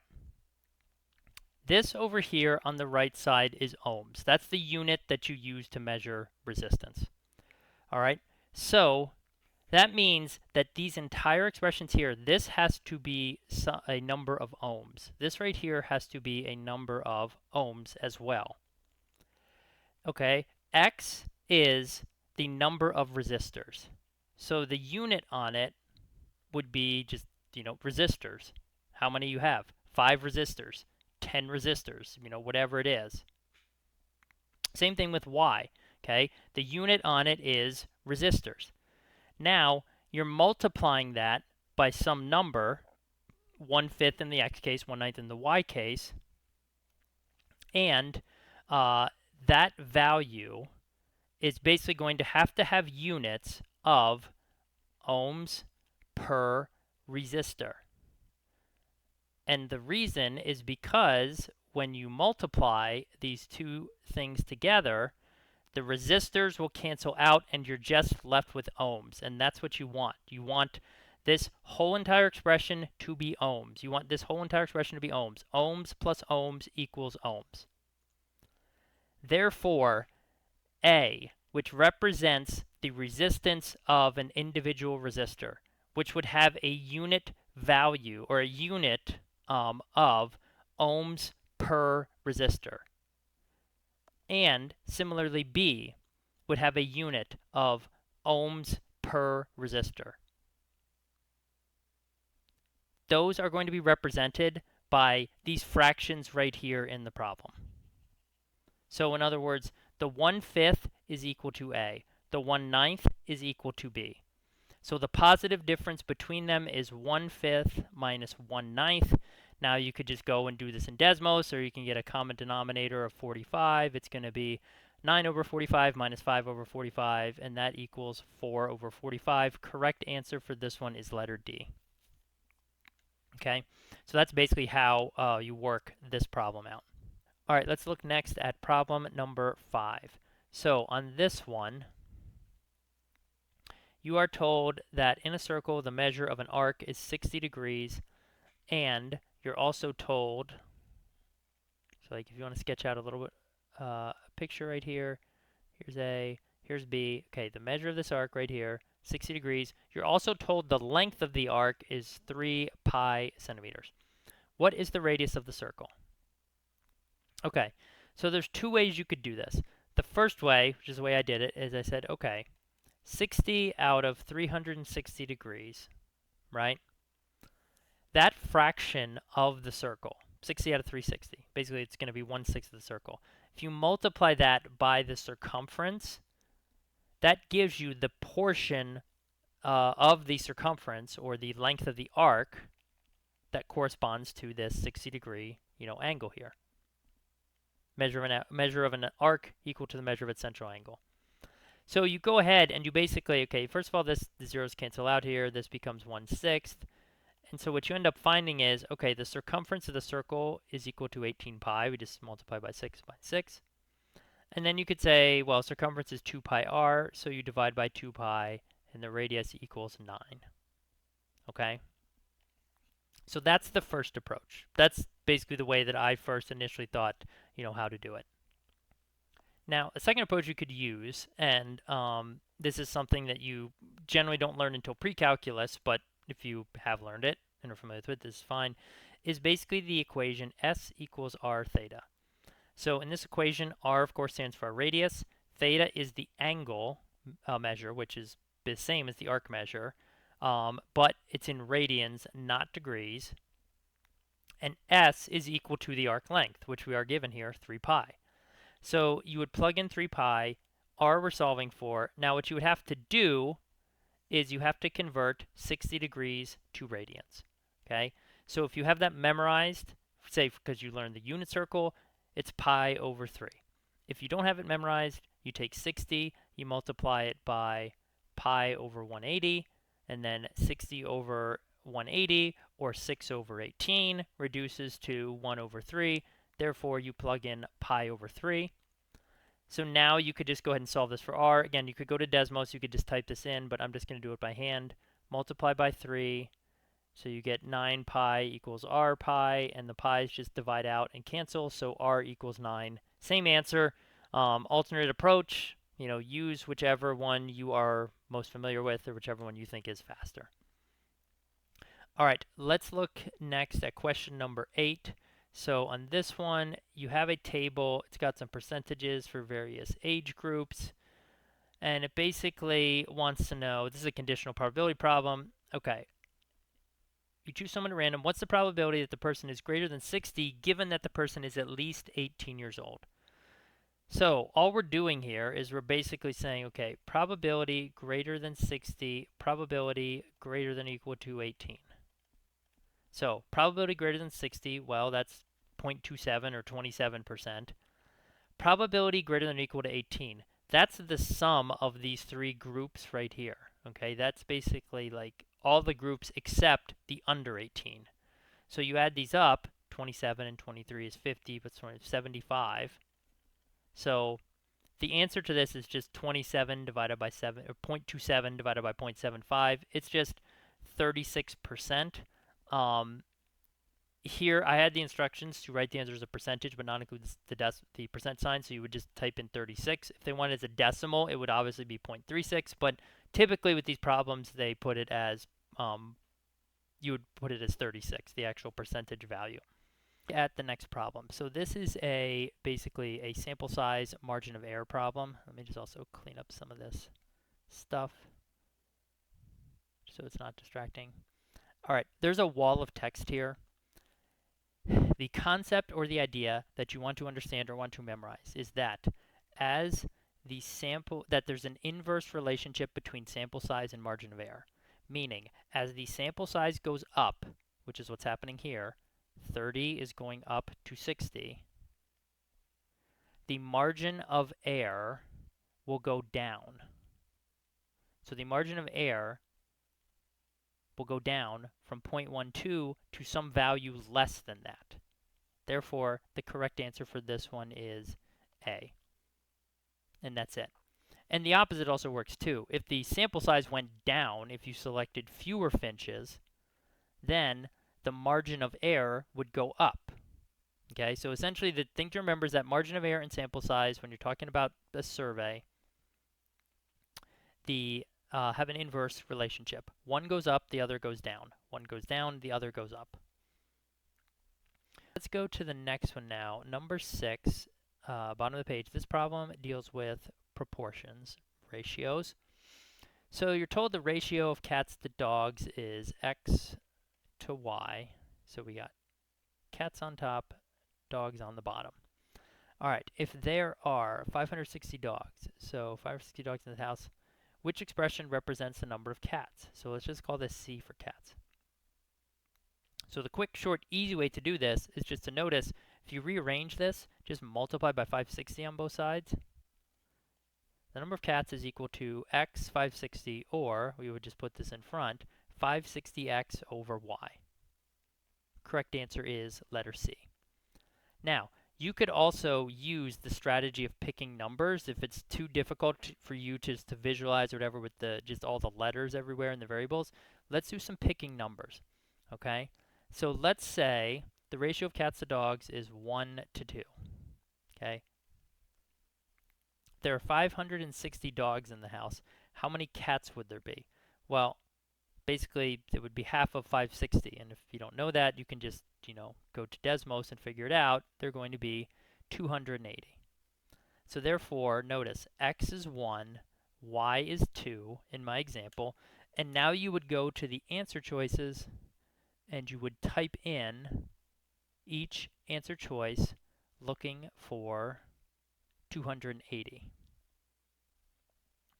So for the first one, okay, I'm going to use capitals just so I don't have to constantly type all the subscripts. And I'm also going to define, x is 1, y is 2. And again, we're looking for the answer choice that gives us 280. Okay, so 1 is obviously wrong. Let's look at, or not 1, A is wrong. Let's look at B. 560xy. Okay, notice it gives me 1120. Not 280, it's wrong. Let's look at this one. This C gives me 280. That appears to be correct. And let's just check out answer choice D. 0.0035. Yeah, I could completely wrong, not 280. So therefore, that just confirms the correct answer is letter C. That's an alternate approach that you could take on this problem. All right, let's look now at the bottom of the page. Question number 9, this extremely long guinea pig survey design problem. Okay, so you can read all the text there. I'm not going to bother reading all this text out. Basically, you're choosing some guinea pigs and some other type of rodent or animal from different habitats, and they study them, and they notice basically two things: that in early adolescence, the cavies, I don't even know what that is, were moved more across more squares than the guinea pigs. And it also found, but that's between a between species comparison. Then it also found for both species, comparing early adolescence to late adolescence, the virtual squares decreased, meaning more active as they were younger and less active as they were older. Okay, which of the following statements is an appropriate conclusion? I'm just going to tell you first, the correct answer is D. In general, you can only generalize to the largest area or place or thing that you selected the participants from. And that's assuming that you randomly selected them, which I believe is, it's what was listed in the question. So the point being, and I'll get to this a little bit more, I talk about point C, you can't take any results from this study and generalize it to other guinea pigs in a different country, or even in a different part of the country, or a different habitat nearby, or something. You can only generalize it to the overall area or thing that you chose the guinea pigs from. Again, I'll talk about this a little bit more when I get to part C and showing why that's wrong. All right, so part A, this difference in behavior between the two age groups, meaning one was older and one was differences between early adolescence and late adolescence, whatever, was caused by difference in habitat. There's no way of knowing that or proving that. Or the only way you would be able to determine this is if you somehow controlled for all of the other factors in the experiment and basically isolated it down to that one specific factor, the difference in habitat, causing, this behavior, but there's no mention of that in there, so this does not make sense, whatsoever. Okay, part B. The difference in behavior between the two age groups was caused by aging. Okay, so meaning they get older, and as they get older, there's less movement or whatever. So, yes, this is possible, but um, this is just correlation that they have noticed or observed. There is no proof of causation. And again, you would need to control for all the other variables or all the other factors to determine that the difference in behavior between early adolescence and late adolescence was caused solely by aging and not by, any other any other factor available. Like maybe during the study, I don't know, between when early adolescence started into late adolescence, something happened with like the climate, and I don't know, it rained a lot, or it was the temperature got significantly colder or significantly warmer, or whatever, and like one of those, or there was a drought or something, whatever.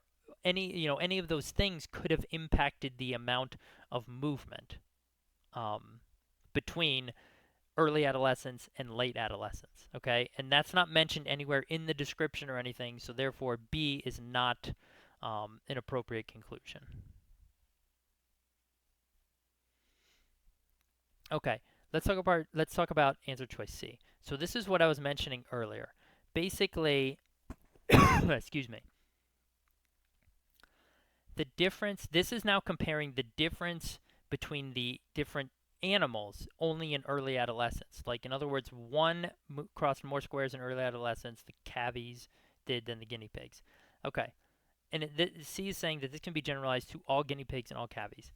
You cannot do that. You can only generalize study results to the largest thing that you chose the participants from. So in this case, that is the habitats. You cannot generalize it to, like I said, all guinea pigs, um, you know, in the county or in the state or in the region or in the country or in the continent or, in the entire world or whatever. Because you didn't randomly select the participants from those larger areas, those larger groups of guinea pigs. It's another way to think about this. It might be easier to think about this in terms of, like, say, schools or a school district, right? So you want to do a study. You select, I don't know, 100 students at random from a school district, and then you go ahead and you complete the study and you find whatever it is you're studying. Something about homework, number of hours spent on homework, and like versus participation in sports or versus having a job or whatever you're studying. The results of that study can only, assuming that you randomly selected the students, can only be generalized to that school district from which all the participants were selected. You cannot generalize it to, say, other maybe other high schools in the same school district or the same county. You cannot generalize it to other high schools, I mean, maybe in the same city that are not in the same school district, or other high schools even in the same state, or all other high schools in the, United States in general. You cannot do that. You can only generalize it to the basically largest population from which the participants were selected at random. So the correct answer to this one is going to be letter D. You're given an exponential function here. X represents the number of years since the account was opened. F of x, of course, just represents how much money's in the account. And it basically wants to know, like, which of these statements describes essentially the percentage increase in the money accurately. Okay, so you can do this in Desmos to check. I'll show you just how to do that, calculating percentage increase. The theoretical perspective is, okay, we take this number, right, this 1.005. This is exponential growth, so it's like 1 plus r. That means the r value is 0.005. That's the decimal equivalent of it, but as a percentage, r would be multiplied by 100, it would be 0.5%. Okay? So this is increasing by 0.5%, the amount of money in the account, every like some time period. That's what we're going to figure out. So the point is A is wrong, right off the bat. okay, because it has 0.005%. No, there would be like 2 more zeros in here if that was the case. All right, so we know it's 0.5%. The question is, how frequently does this happen? So essentially, you have 1.005 times 2 times something. All right, let's look at answer choice B. So if it's every 6 years, that means you would plug in 6 for this, for x, which means the exponent would then become 12, which means the $6,000, the original amount, is increasing by 1.005 to the 12th, which is some number larger than 1.005. That means the amount of money is not increasing by 0.5%, it's increasing by some, other slightly larger amount. So B is going to be wrong. Essentially, if we want a 0.5% increase, which is what all the answer choices we're left with are talking about, we need this, basically we need to be left with 1.005, and we need this whole exponent to equal 1. Okay, so 2 times something, this whole thing needs to be equal to a 1. How do we do that? Well, this has to be basically 1/2 or 0.5. But remember, this number represents a number of years, not the number of months. So in other words, if I'm plugging in 1/2, like in other words, half of a year, that is equal to 6 months. Now again, you wouldn't plug in 6, you'd plug in technically like 6 over 12 to convert months to years. So the correct answer for this one, it's going to be letter D. It increases by 0.5% every 6 months because 2 times 1/2, which is the year, the way you represent 6 months in terms of a year, 1/2 of a year, will cancel out. It'll make this a 1, and then you're just multiplying the 6,000 by 1.005 to the first, which is just 1.005. Okay, let me show you just how you could confirm this now in Desmos. So, percentage increase, the formula, the way you calculate it, it's basically new minus old over old, and then times 100 just to convert it to a percentage. So if we go back to Desmos now, what I'm going to do is just enter the function.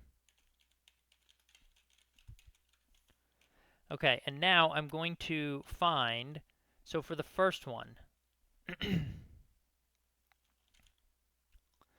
I'm going to find how much it increased over that time period. So f of, and now here's again, we have to be careful. It says 6 months, but again, we're not plugging in months for x, we're plugging in years. So like, I'm going to take the 6, I'm going to divide it by 12 to get the number of years. Minus, and I'm just going to use like 0 months as my, old. And then divide that initially, multiply that by 100. So notice, when I plug in 6 months, i.e. 6 over 12, for x, I get a 0.5% increase. That corresponds right here to letter D. It does not correspond to letter A. And now what I could also do, I mean, you don't need to do this, but just to show you, for B and C, if I tried to plug in those values, so for B, I'm just plugging in just the number 6, because it's 6 years. Okay? Well, it's not a 0.5% increase. After 6 years, it's a 6.16 or 6.17% increase, so that's wrong. Now, if you wanted to do 0.5 months, basically you have 0.5 and then divide that by 12. Okay, this is like some, ridiculously small 0.04 to 0.041% increase, not 0.5%. So both of these, again, are wrong. That's how you could confirm this. Just basically solve the problem entirely in Desmos. One last thing to mention, if you're looking to improve your knowledge of Desmos, then please check out my Ultimate Desmos Guide to Digital SAT Math. There are 2 versions of it now. There's the free version, which is on my YouTube channel. Currently has over 70 practice problems. Covers, all the various topics from your basic core skills up through advanced topics and the various types of regression that you can use to solve constants and the various problems you find at the end of Module 2. And then there's now also a premium version that you can purchase on Udemy. The material in both of the courses is essentially the same. The main advantages to the premium version are that it's ad-free. You don't, in other words, you don't have to bother watching ads like you would on YouTube. And I've re-recorded some sections of it and basically rearranged them, especially the advanced skills, so that the common types of problems that have multiple methods are all grouped together. So in other words, all the different methods you can use to solve for a constant in a system of linear equations are all together in one video. And all the different types of methods you can use for solving to find the value of a constant for various types of quadratic problems, are all basically grouped together in one method. So it's organized a little bit better than compared to the original, free version on YouTube, where the problems and the topics that are covered in it are basically just, chronological as I, figure them out or discover them. So in either case, please check out either of those. They're loaded with tips and tricks and basically all the practice problems and skills that you need to ace the digital SAT math section using Desmos.